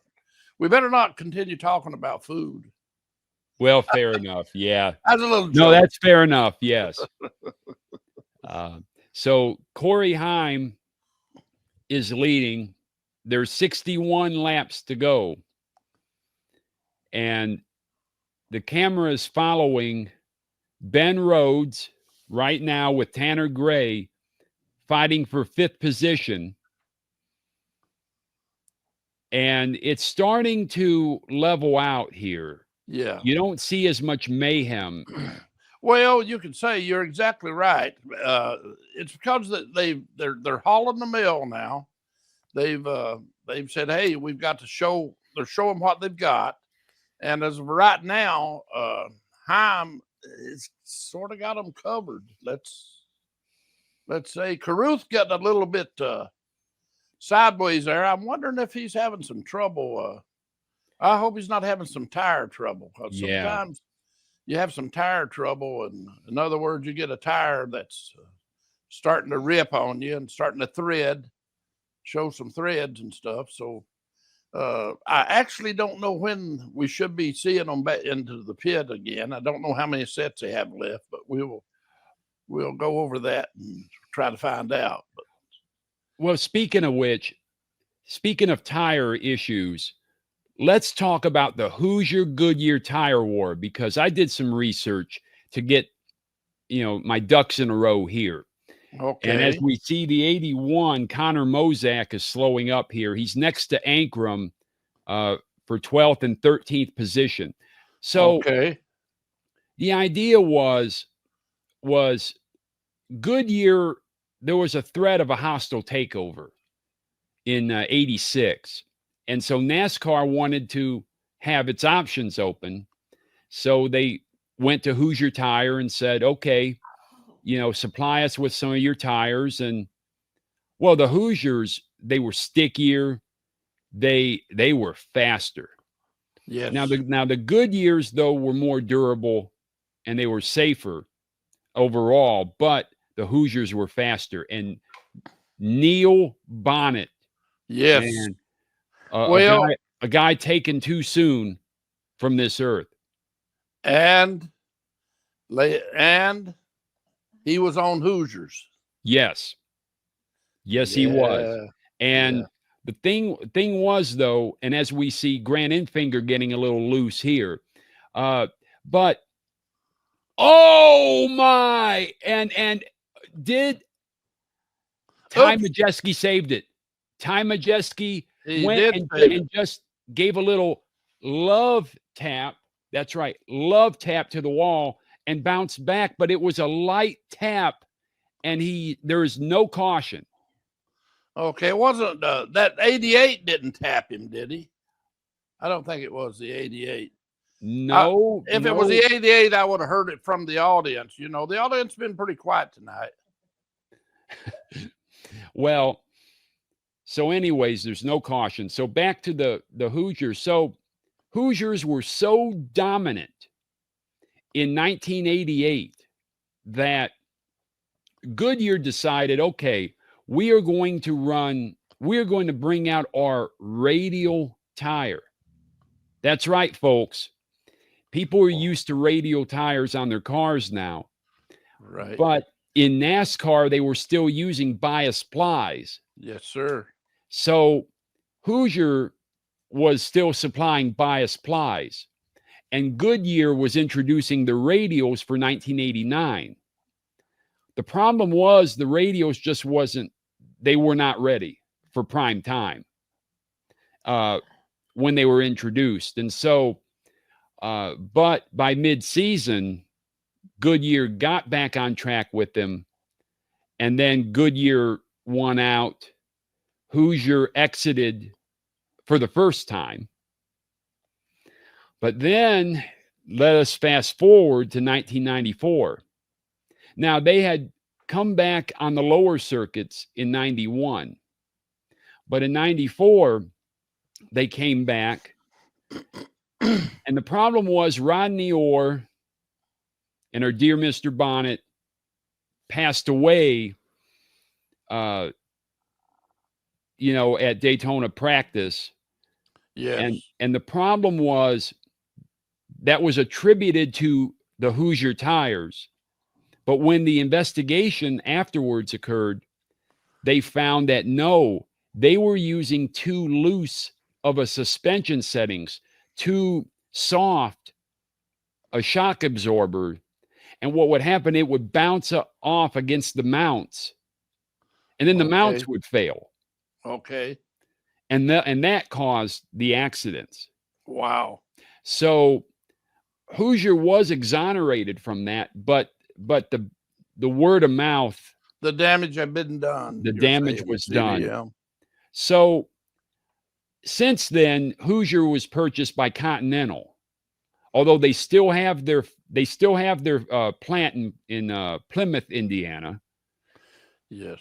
And so they do supply for the Whelen Modified series. Yes, they do. You will see Hoosier tires on Whelen Modified cars. You will see them at Flat Rock Speedway, too. Yes, you will. You will see Hoosier tires still around. Yes, sir. Well, Ty Majeski has a serious issue. I think that love tap against the wall did him no favors. He is in the pits right now. Ty Majeski, 98. Okay. I was looking at the wheels on that thing. They look pretty good, but he must have a tire going down. A tire or something like a something suspension related or something. And now the number 15 car has just entered the pit. Tanner Gray. So Tanner Gray has entered the pits. And we see Corey Heim just continuing to run laps. Corey Heim is 11 1/3 seconds ahead of our favorite Canadian.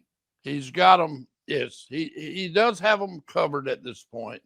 But will he have to pit here soon? He should have to, or otherwise his tires will experience fallout. Okay, since last pit stop.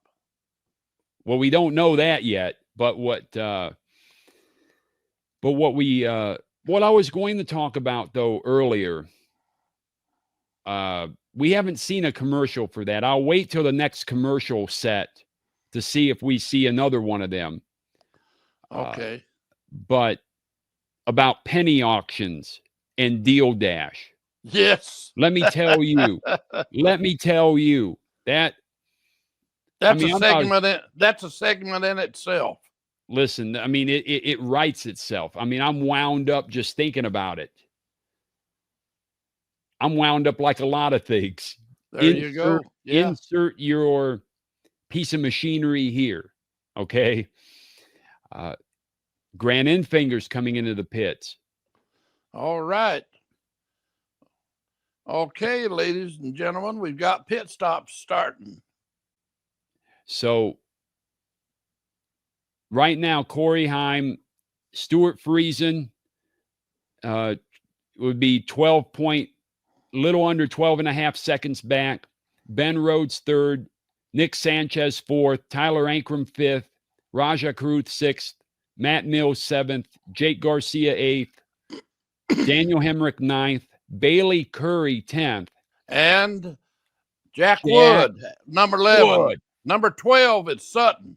Number 13, Munez. Munez, our actor, is in and doing a good job. Number 14 is Dennison. Cody number Dennison. 2 car. And Bird, number 15. Number 16 is Boyd, driving the number 75 car. And then 17th is Enfinger, 1 lap down, but on the way back since he's been in the pits. And you got Crafton, the number 88, one of our audience's favorite, down 2 laps. Excuse me. Sorry about that. That's a little joke. Okay, back to you there, CBM. So as we see, so let's talk about, so Cody Dennison is Rayom Brothers Racing has 3 entries in this field. Cody Dennison, Josh Rayom, and our actor friend Frankie Muniz. No kidding. Okay. Yes, sir. And if you haven't watched Deuces Wild, I mean, of course you get to see Drea De Matteo in it, but you get to see Frankie Muniz doing a great job.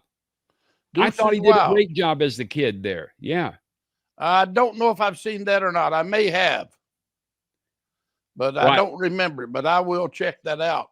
Thank you, Mr. CBM. Well, I know some of the cars in there were quite nice to look at. Okay. Some of the Oldsmobiles and always like that. Always like that. Oh, yeah.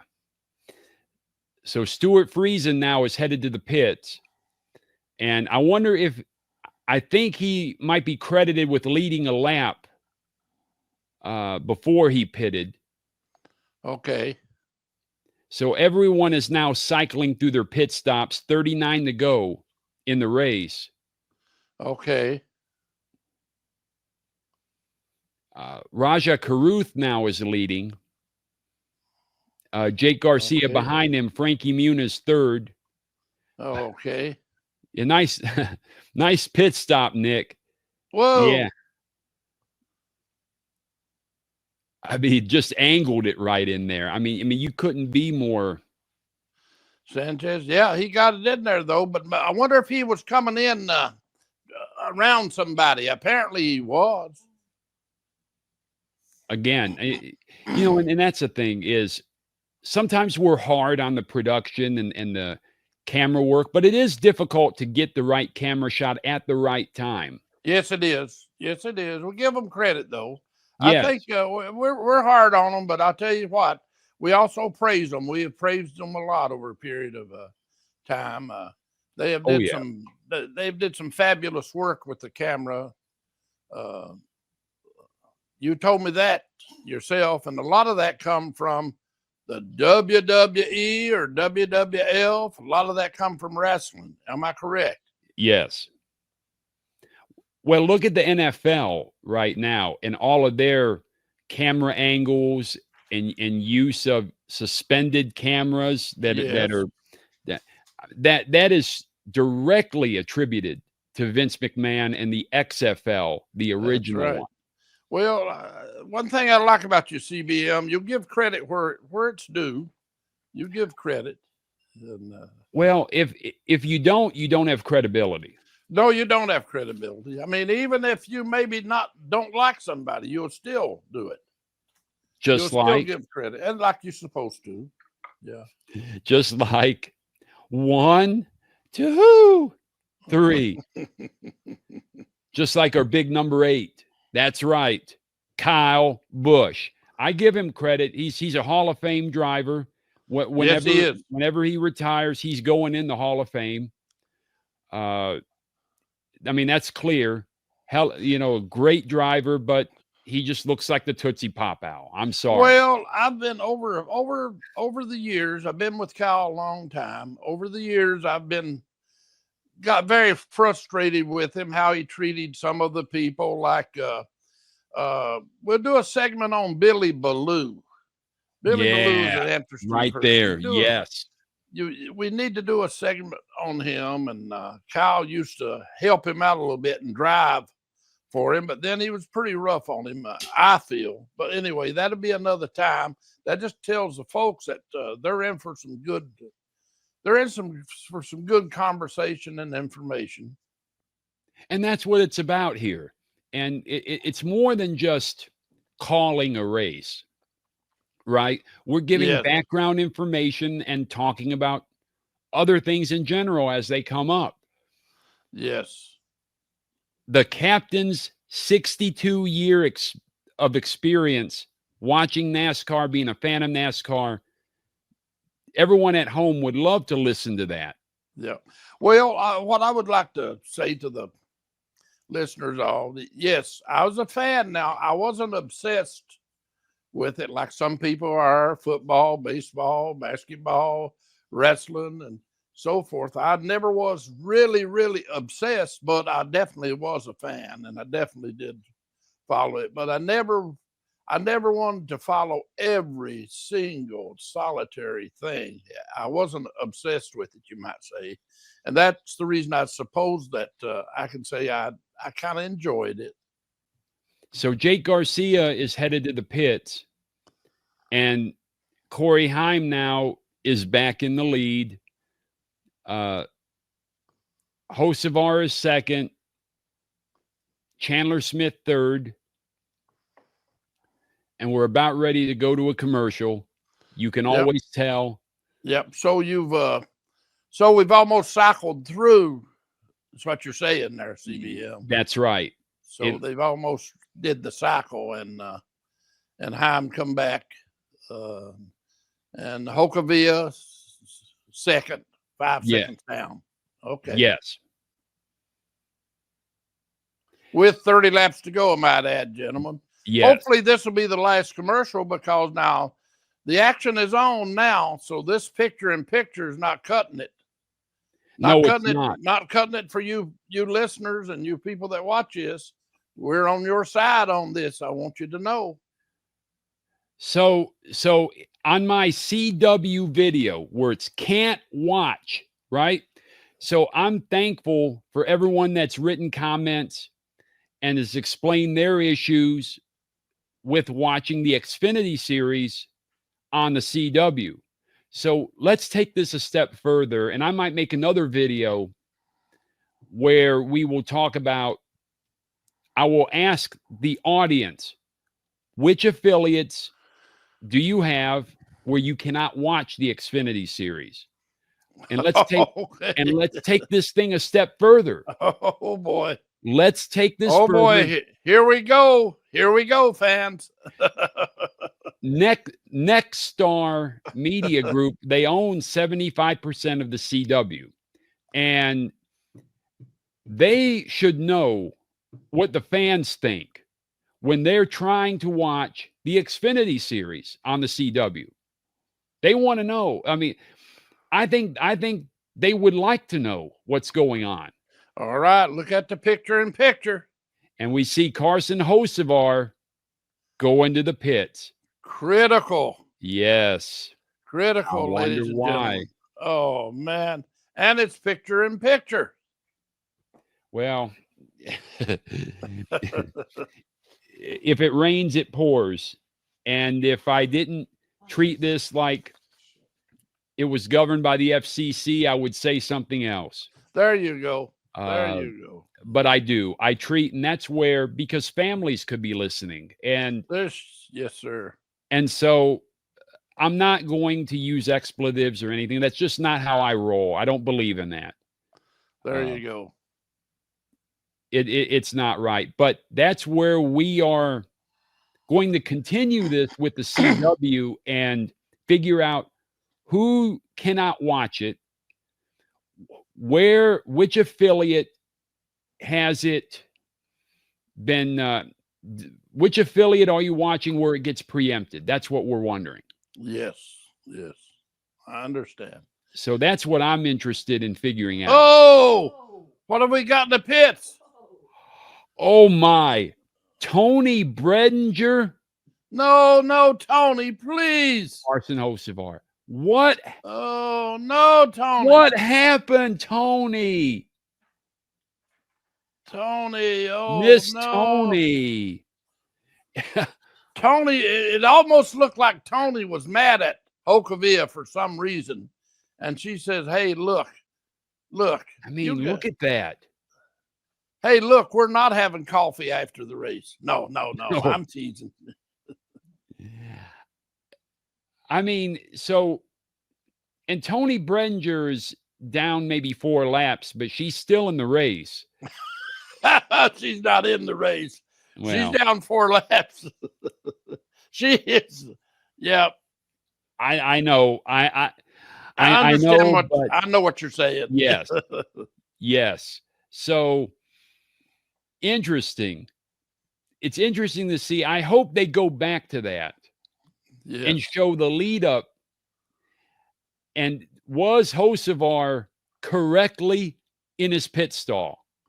Yes.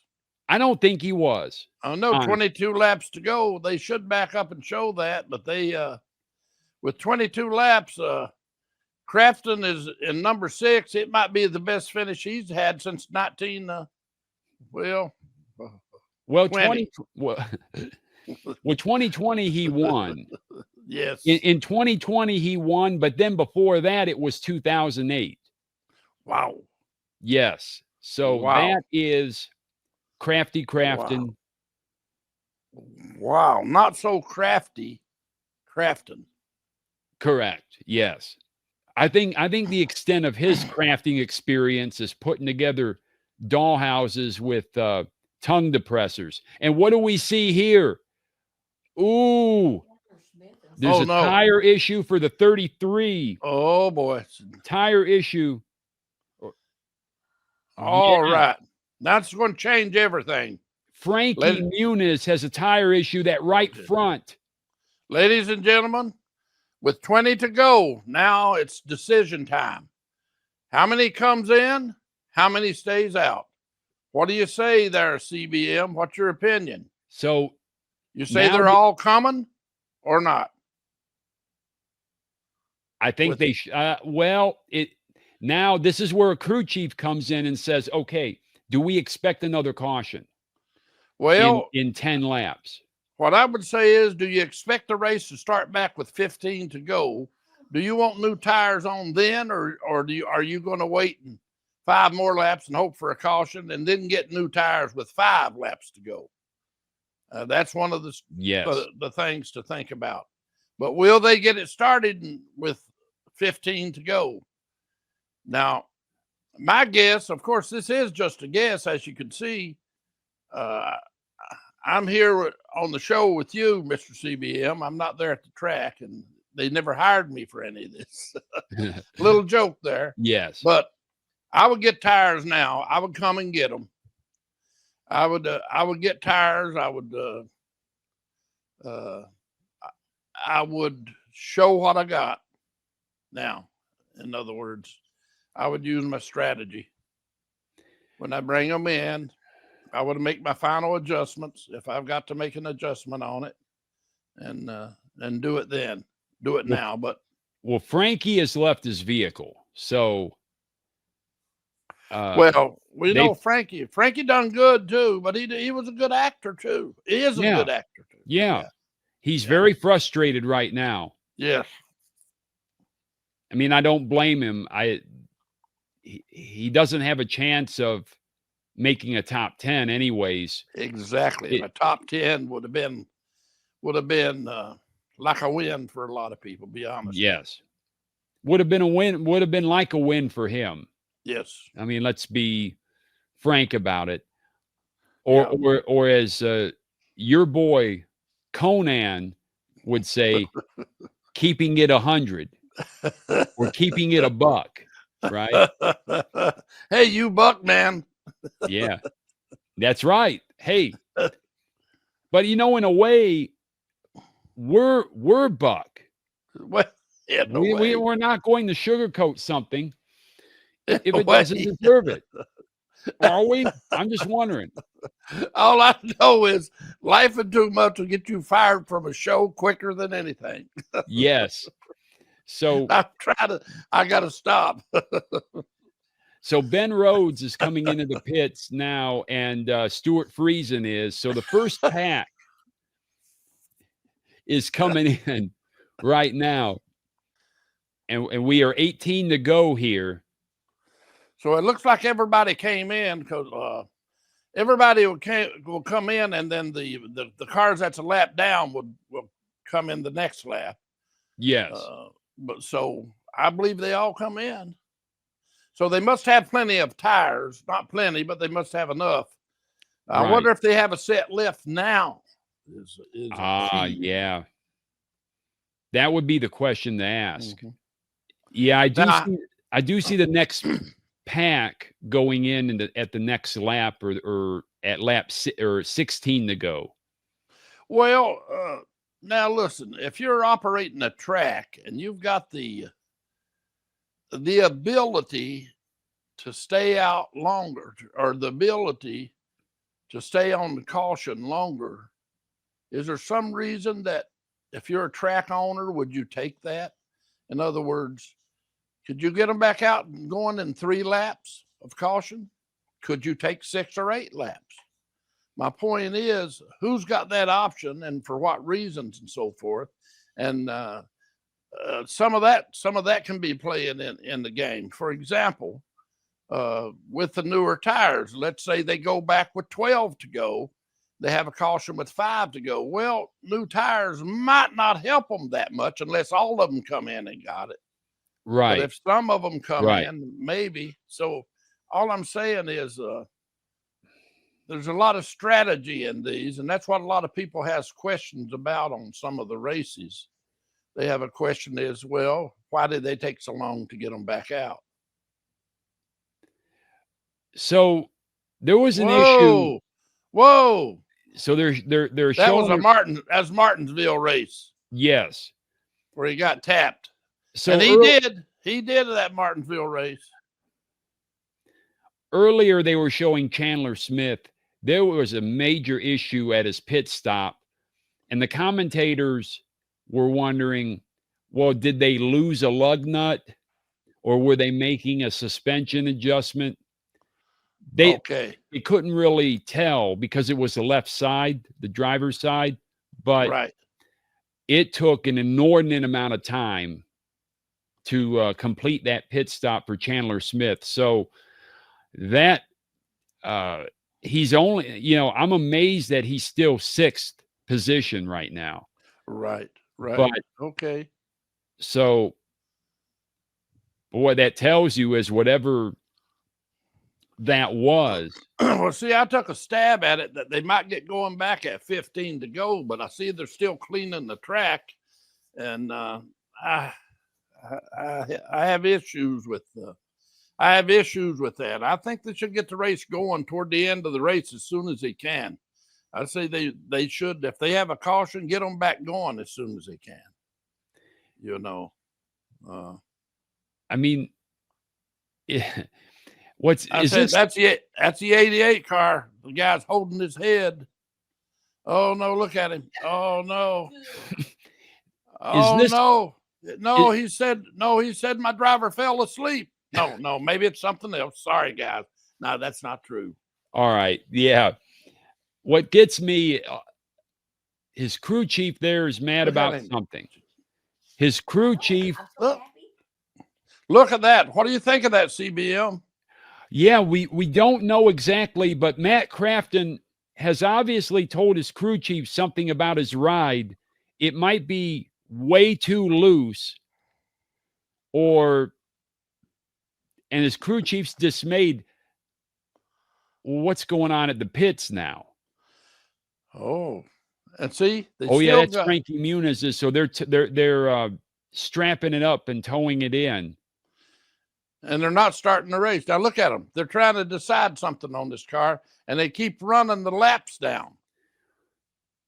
What do the fans think about these inordinate amount of caution laps? Well, they can't do this. They got to red flag it. They have to red flag it now if they're having trouble that they cannot solve on the pit. They have to red flag it.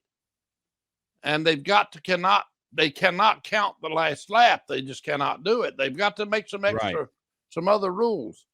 If they're on pit road and they can't get the Muniz car moved and they don't know what to do to get it moved, they have to stop the race and then figure it out. Then take as many laps as you want to figure it out. But they were standing around down there trying to figure out what to do.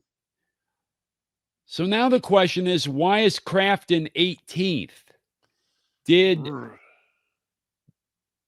Did he have to see? Of course, the commentator had to been a pit violation. Yes, pit violation. Yes.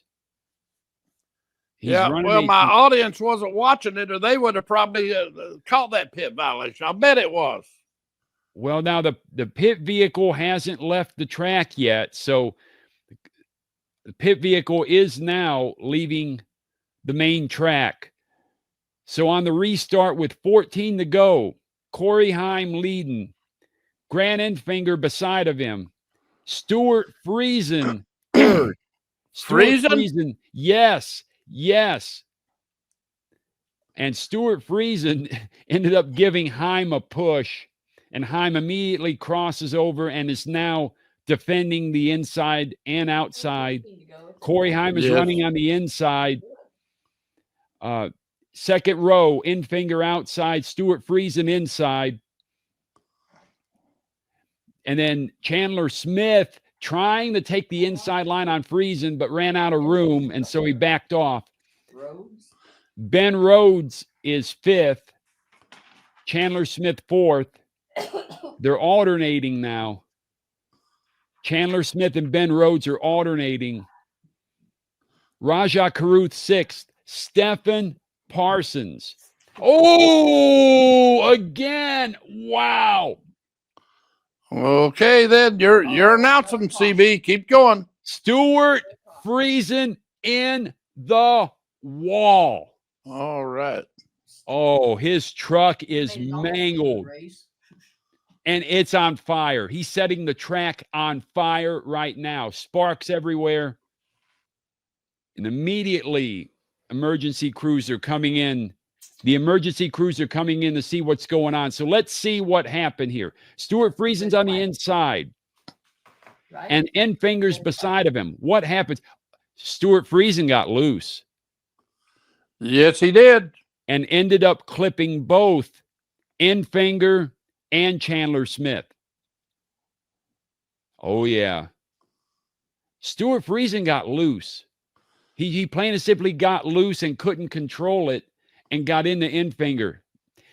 Yeah, he started sliding right as he entered the turn and overcorrected and hit and clipped Grant Enfinger. Yes, he got loose. Yeah, I'd seen that, CBM. He did get loose. He got loose going into the turn. And then he's trying to correct it, and it overcorrected a little, and he caught him and got to 38 at the same time. Good announcing, CBM. Hey, if Michael Waltrip can do it, so can I. So well, that was good all the way through, all the way from the green flag. That was good announcing. At the end of the races, that's what you got to have. When you get down to 30 laps to go, you got to call every move of the race. Yes, sir. Yes, sir. Yeah, and Chandler Smith had no choice but to T-bone Friesen because he could not have avoided him. He had no choice. No choice. Nope, he couldn't. But no. Chandler Smith, though, obviously checked up because his truck is nowhere near as damaged as it should be. No, he was trying. So, and you see a disappointed Friesen. Oh, poor baby. Yeah, he's disappointed. You know, Grant Yes. Enfinger's a little upset. His right Oh, rear. he's Enfinger. Oh no, no, my man Enfinger. Enfinger, the single car team. That's not good. Chandler Smith too. They've red flagged it. Yes, and they should red flag it. Let's face it. Now they should. They finally did something here that is correct. Thank you for doing something for the fans. Chandler and Enfinger. Now, Thank you. how many laps did they get on that tire change? 2 or 3. Well, it started at 15 or 14, 11. They got 3. So the tires we're assuming's got 3 laps on them. Will anybody take any tires? Well, if the first, second, and third truck don't take tires, would the 4th place take them? Would the 3rd place? I think I would. I think I would too. If I was 4th, or if I was. In other words, when you come around now, when you get ready, you watch the 1st, 2nd, 3rd. If they go past the pits, you've still got time. You can jump into the pits. Right. That's Going to be interesting.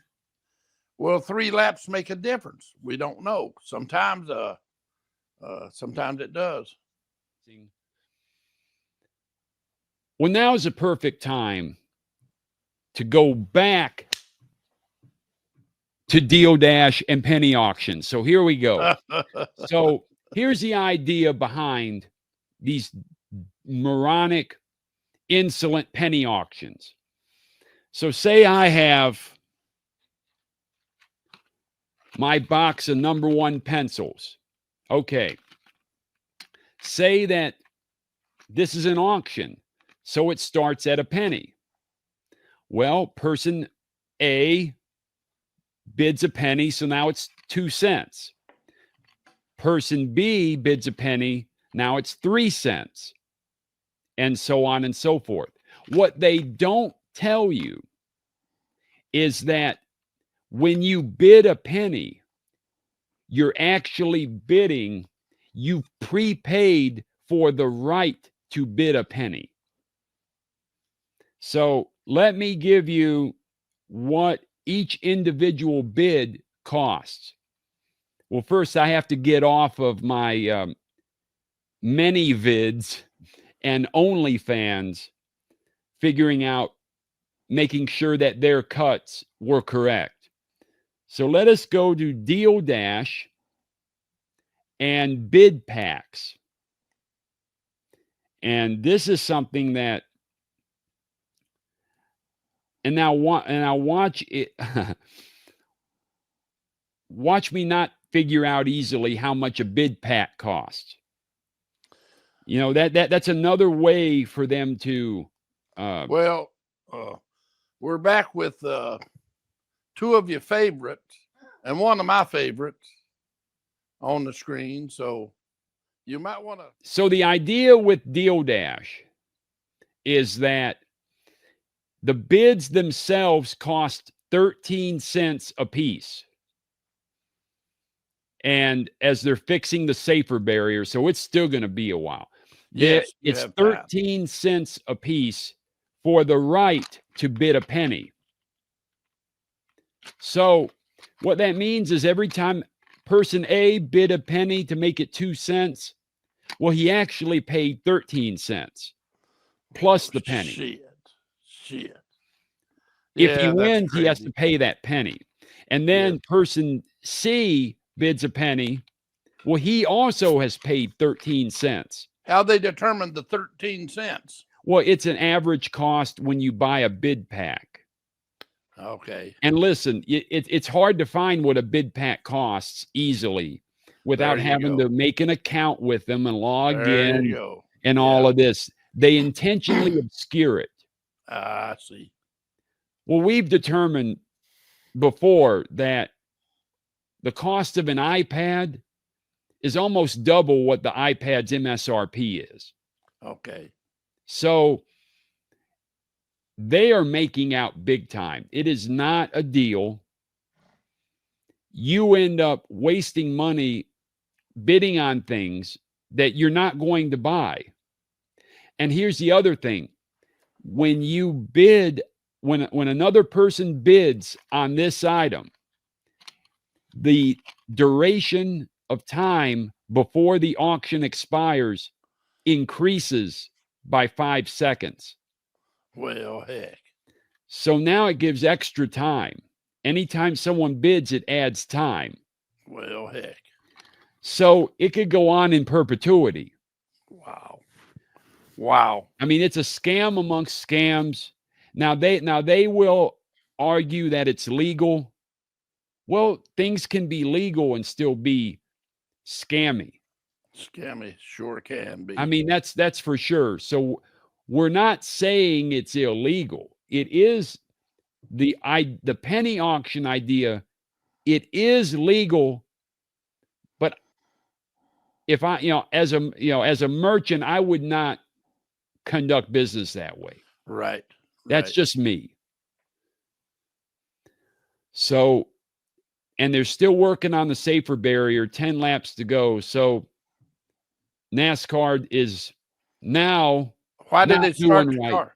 Why did it start the cars back up? Well, now, why would they do that? You see the range of emotions, right? Here I go a few laps ago, I'm praising NASCAR for doing the right thing. Well, they've already red flagged them. Why start them back up until they're ready? Well, it looks like NASCAR themselves just wants the race over with. It does. It does. It clearly does. 9 to go. Don't like that. And so they're going to run around on these caution laps. For what? Well, they've got 21 straight races without an overtime finish, and they're trying to make it 22. Yes. That's all I can think of. Yes. That's ridiculous, but I don't like this. But I mean, what can we do, right? I mean, how can we try to seek redress from the France family? Yep. I mean, yep. Many have tried over the years, and nothing has come of it. So, yep. And they're showing Friesen going into the wall. And he got end finger those into it too. Well, the thing was Friesen got loose and clipped end finger, and then end finger got his right rear into the wall. Yep. And we'll see. There it goes. Up yonder. Look at that. Friesen getting out of his vehicle, his ride, and they need to interview him. They need to interview him. Yes, they do. They do. You're correct. So, well, they barely touched that. Well, I don't know what kind of repairs they actually did to it. I mean, they've plugged the hole. It looks like brown cardboard. Well, it's ridiculous that you already got the car stopped. Why would you start them and still be welding and still have the welding crew, welding truck, still have the rods flashing? Yeah. Why would you start the cars up and now you're down to 8 laps? I don't understand it. I don't get it. I don't get the management of it. And I think that the fans deserve more. Look at the well, that's the sigh of doom right there. Sigh of doom. It is. And yep.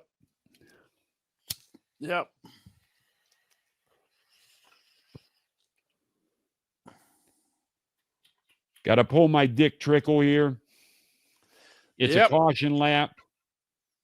Sure. So, yep.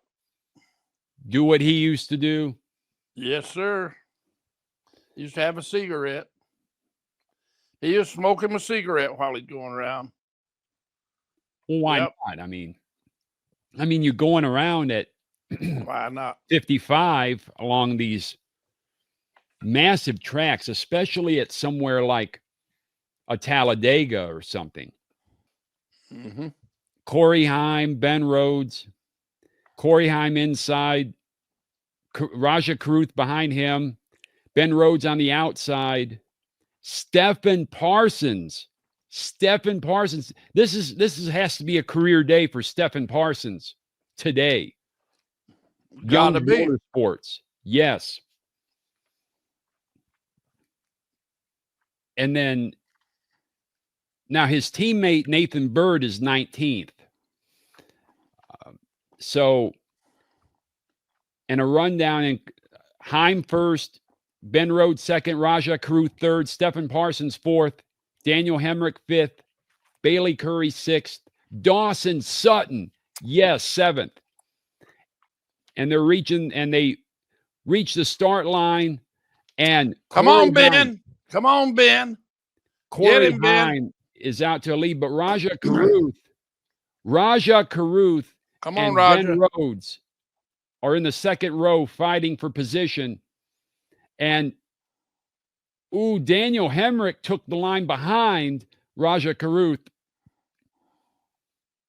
6 laps to go.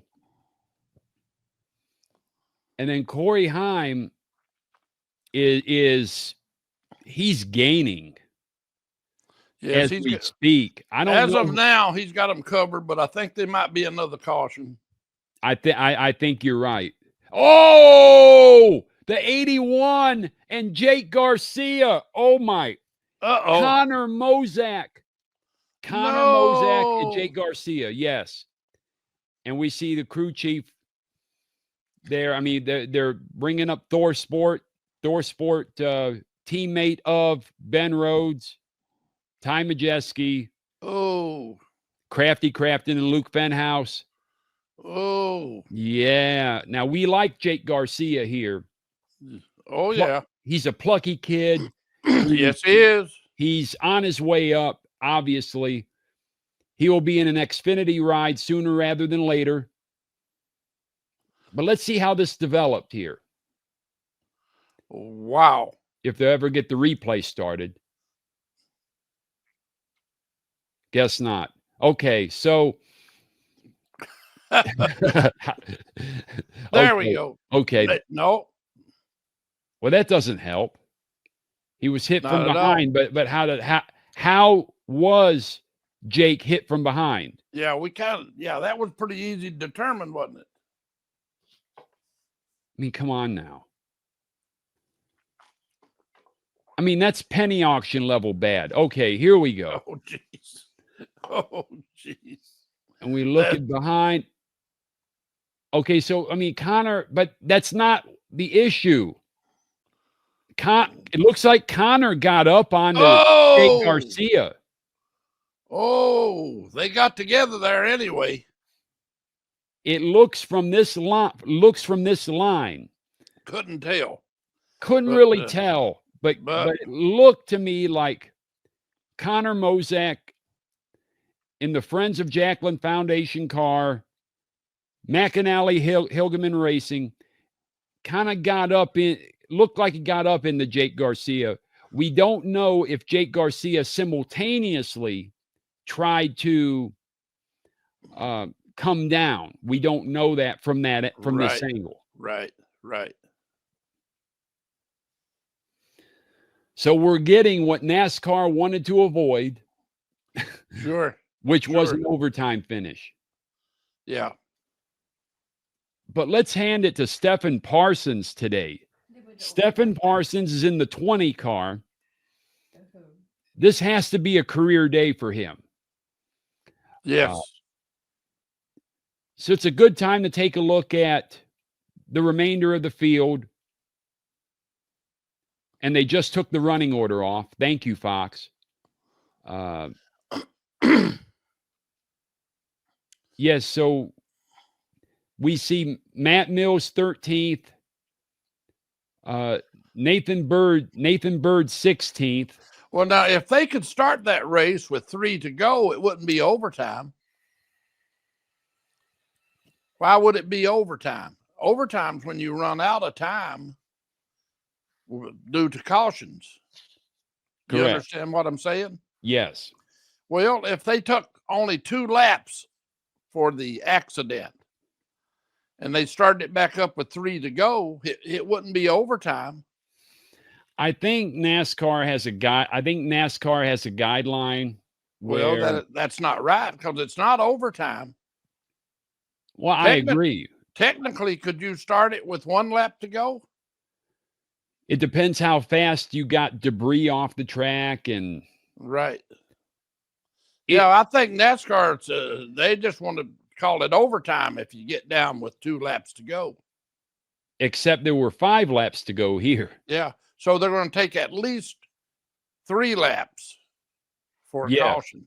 And we know because overtime is only 2 laps, even though some people act like it's 3 laps. It's not 3 laps. Correct. It's a green and then white and then checker is the 0 point. Yeah. Yes. It's 2 laps. Yep. You take the green. But think about this. It's just like when people refer to a decade, right? What was the first decade since the birth of Christ? Oh, now don't get into that now. It's it's year 1 to 10. 1 to 10. Okay. Not 0 to 9 because there was no year 0. There's no year 0, was it? Yeah. So what that means, right? So there was no year that. 0. So the first decade would be year 1 to 10. 10. That's right. So therefore, when we refer to the 60s, it's actually 1961 to 1970 constitutes the 1960s. Yeah. Yeah. And it's borne out. Things that came out, let's say in 1970, bear more relation to the 60s than it does the later 70s. Absolutely. And so on and so forth. So, but everyone screws that up. So you can't. And so we see Corey Heim in the lead, Ben Rhodes on the outside, Daniel Hemrick on the outside, but failing to get a push from Matt Crafton, of course. RAJAH CARUTH on the inside, trying to take the inside line. RAJAH CARUTH on the inside and has overtaken Corey Heim. RAJAH CARUTH has overtaken Corey Heim. Yes. Get it, RAJAH. Is there another caution? Of course they are. Is there? Yes. You see that shit? There's another caution somewhere. What happened there? Don't know yet. We don't know. Was it a caution or did they say it's a bad start? Nope, there was a caution. Looks like the number 42. Matt Mills. So that was Matt Mills. Oh my goodness. What happened to Matt Mills? Don't know. It was unclear from that camera angle what happened. Certainly. I haven't seen nothing. So this will be the second overtime at NASCAR Craftsman Truck Series, SpeedyCash 250, Texas Motor Speedway in Fort Worth, Texas. So are you telling me that, look at this, when they, not another caution light fiasco? No, not another one. Please don't give me another one. Don't give me another one. No. No, I suppose so. Don't tell me they moved them back. They moved them back. Well, jeez. They didn't move them back. I'm done. I'm done. So this is what happened. When they hit the caution light, at the time when they hit the light, that was the running order. Heim, Rhodes, RAJAH CARUTH, Tanner Gray, Daniel Hemrick. Yes. So now they're reverting the order back to when the caution light was hit. We've got this fiasco again. We see green still. I see green. I'm going to go full Gallagher. If I had a watermelon here, the problem is Yes. I'd want to Yeah. eat the watermelon, but I would just smash it. I mean, Yeah. I would. I would smash it. I might break a piece of it off first for myself. Smash most of it. You never know. Well, Stephen Parsons went into the pits. Oh man, they put Heim back out there. Oh man, they put Caruth back in third. That's what I mean. What break right there? Caruth got jobbed here because Caruth was ahead of Ben Rhodes. Yeah, at the time, because it was still green. It was still green. This is okay. Here's what they do. It's up to NASCAR to time it the way they want to. They can say it was when the light come on or where I anticipated the yellow. And then they can back it up and give it to who they want to. Plain and simple. Plain and simple. Do you understand what I'm saying? Well, the fact that they're talking about scoring loops now, explain. That's what I'm talking about. Yeah, they're trying to explain that now. I understand the scoring loop. What we don't understand is it when they see the light? Now, the way they did Kligerman, they told him they anticipated. They anticipate from a time you said, I'm going to call a yellow, and you take your hand and hit the yellow. They added that time to it. In other words, when the light come on, it was right before the light come on. That's the actual correct time. It was the distance that it takes for you to hit that light before the light come on is the actual true deal. So you could take it one way or the other. So you backed it up. Well, guy could have been in the lead, or he might not have been in the lead then. You see what I'm saying? Yes. But the point is, that's not correct. They should have it. It's when the light can be seen, when the light flashes. Right. You could be scratching your head and say, "Oh, I got to hit the caution." But still, when they see the light, that's when it should be law. Yeah, none of this intention business. Right. Okay, so here we go again. Well, Caruth had a good shot at it, but he won't this time because they're going to cover him. Yes. So Corey Heim is in the lead. Rajah tried to take the inside immediately. Yeah, but they covered him. I said they're going to cover him this time. So, see what I'm saying? They knew what would happen this time, so they covered him. It's not it's not a fair deal. Come on, Rhodes. And so Ben Rhodes is on the outside of the first row, and then Daniel Hemrick coming on strong on the outside, and then he cuts back on the inside. Stay in it. Daniel Hemrick cutting on the inside, 3 wide in front, but Corey Heim has the truck, though. He has a truck and a half, and he's going to get away, too. He's going to get away here. And it looks like he's going to go to the pay window here, unless NASCAR finds something illegal on his truck, which is highly likely. We'll call it. And Corey Heim takes the win here. Daniel Hemrick second, RAJAH CARUTH third, Tyler Ankrum fourth, Tanner Gray fifth, Ben Rhodes sixth, Crafty Crafton seventh, Bailey Curry eighth, Dawson Sutton ninth, Ty Majeski 10th, Jack Wood 11th, Stephen Parsons 12th, Nick Sanchez 13th, Nathan Bird 14th, Spencer Boyd 15th, Chandler Smith 16th, Inspector Gadget 17th, Josh Rayome 18th, Cody Dennison 19th. Okay. Where did the 88 finish 7th? Yes. I don't know how he done that. But I've got a happy camper here. He got a top 10. Yeah. Ben Rhodes got. Well, Ben Rhodes had some trouble with his car because he got him and the 13 car got together. No, him and I don't know who it was at the end got together. We might see that. Yes. Well, I think it was Heim. I think they'd squeezed Heim a little bit, and I think it hurt the back of his car a little bit. Yes. And he ended up.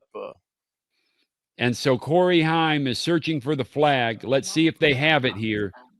He's looking for it.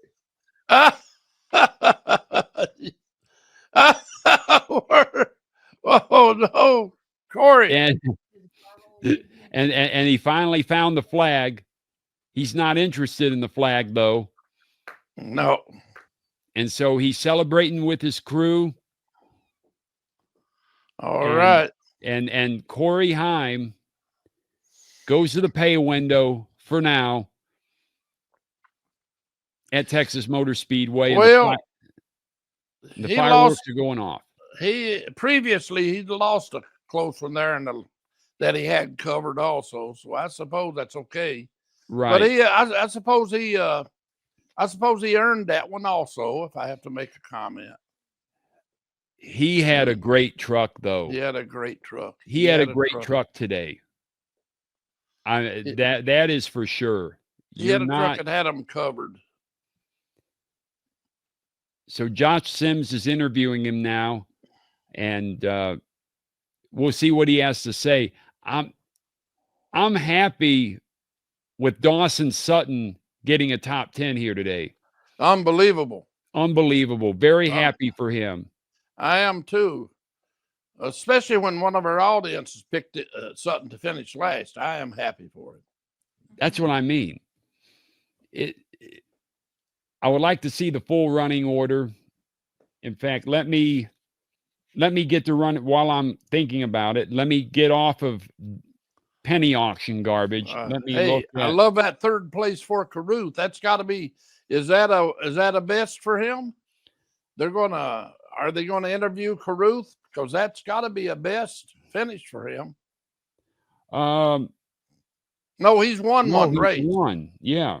He's won one race, but it's got to be maybe the best finish this year. He hasn't won this year, has he? It's the best finish this year. And so Hemrick second. Matt Mills 20th, Jake Garcia 21st, Connor Mozak 22nd, Enfinger 23rd, Stewart Friesen 24th, Frankie Muniz 25th, Tony Bredinger 26th. Whoa, pretty good. Luke Finhouse 27th, Lane Riggs 28th, Andres Perez 29th, Brandon Jones 30th, Giovanni Ruggiero 31st. Here we go. Yes. And that's where I want you to watch that. Watch how they get that 99 car pushed out. See, at 99, I was liking the way he was running. Of course, RAJAH, they got him because they knew what he was going to do. Yes. And so he didn't go uphill any. He didn't, not at all. No, the 11 didn't go uphill to give Caruth a chance. But right now watch his there, Hemrick come in. Right there. Now, and watch him squeeze him right there. Right there. See him? See the smoke? Yes. Right there, he's hurt. Yes. Rhodes is hurt. See him? Yes. Yep, he's out of it. Yeah. They hurt. I think he had a tire going down but he was out of it at that point. Well, it looked like Corey Heim got him twice, though. Yeah, she said he was a little upset. Corey Heim got him twice. First to get him smoking, and then the second to clip that left front, just the bumper, but it did enough. Oh, yeah. To get him sent back. Yep. Probably started the tire going down. And yes, he's unhappy with it. I would be too. I think he's had maybe a tire stem break or something, and the tire was going down, I Yes. believe. But yes, RAJAH CARUTH third. Great day for him today. Tanner Gray fifth. Yeah, that was pretty good for Tanner. Bailey Curry eighth. Bailey Curry's an up-and-comer too, that Yeah. in this series. We're looking for great things out of him too. And so, who would you say disappointed you in his performance today? Well, I don't know. That's always a question, and I should have been prepared for you, but there were a couple of them. It's hard to,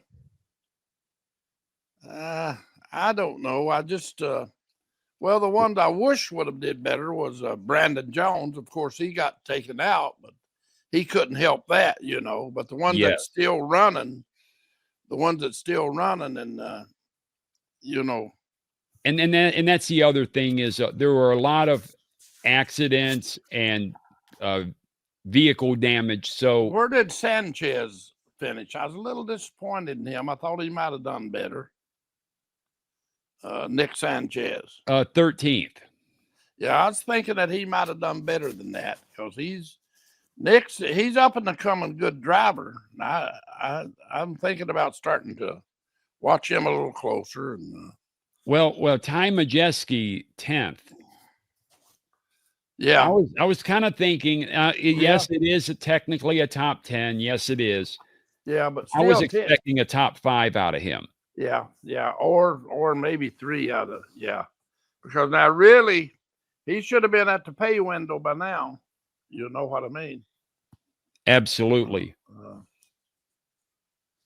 Yeah. Other than that, the ones if they get knocked out, it's kind of hard to figure. You know what I mean? But yeah, I don't know. I can tell you more of the people I was satisfied with, and RAJAH, I was pretty satisfied with him. I was satisfied because he showed some aggression at the end. Oh yeah. He showed some, you know, to have a car that dominated and then you get aggressive on them at the end. That's pretty good.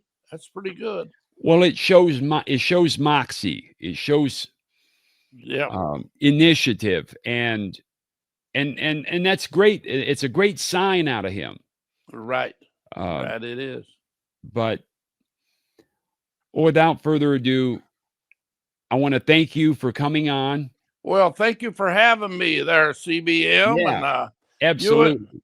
You and your other partners. I hope you'll invite me again, and I'll come out. I'll be happy to come out again, and I hope to see you soon. All right. And thank you. Absolutely. And there's more to come from the Nuclear Heatwave.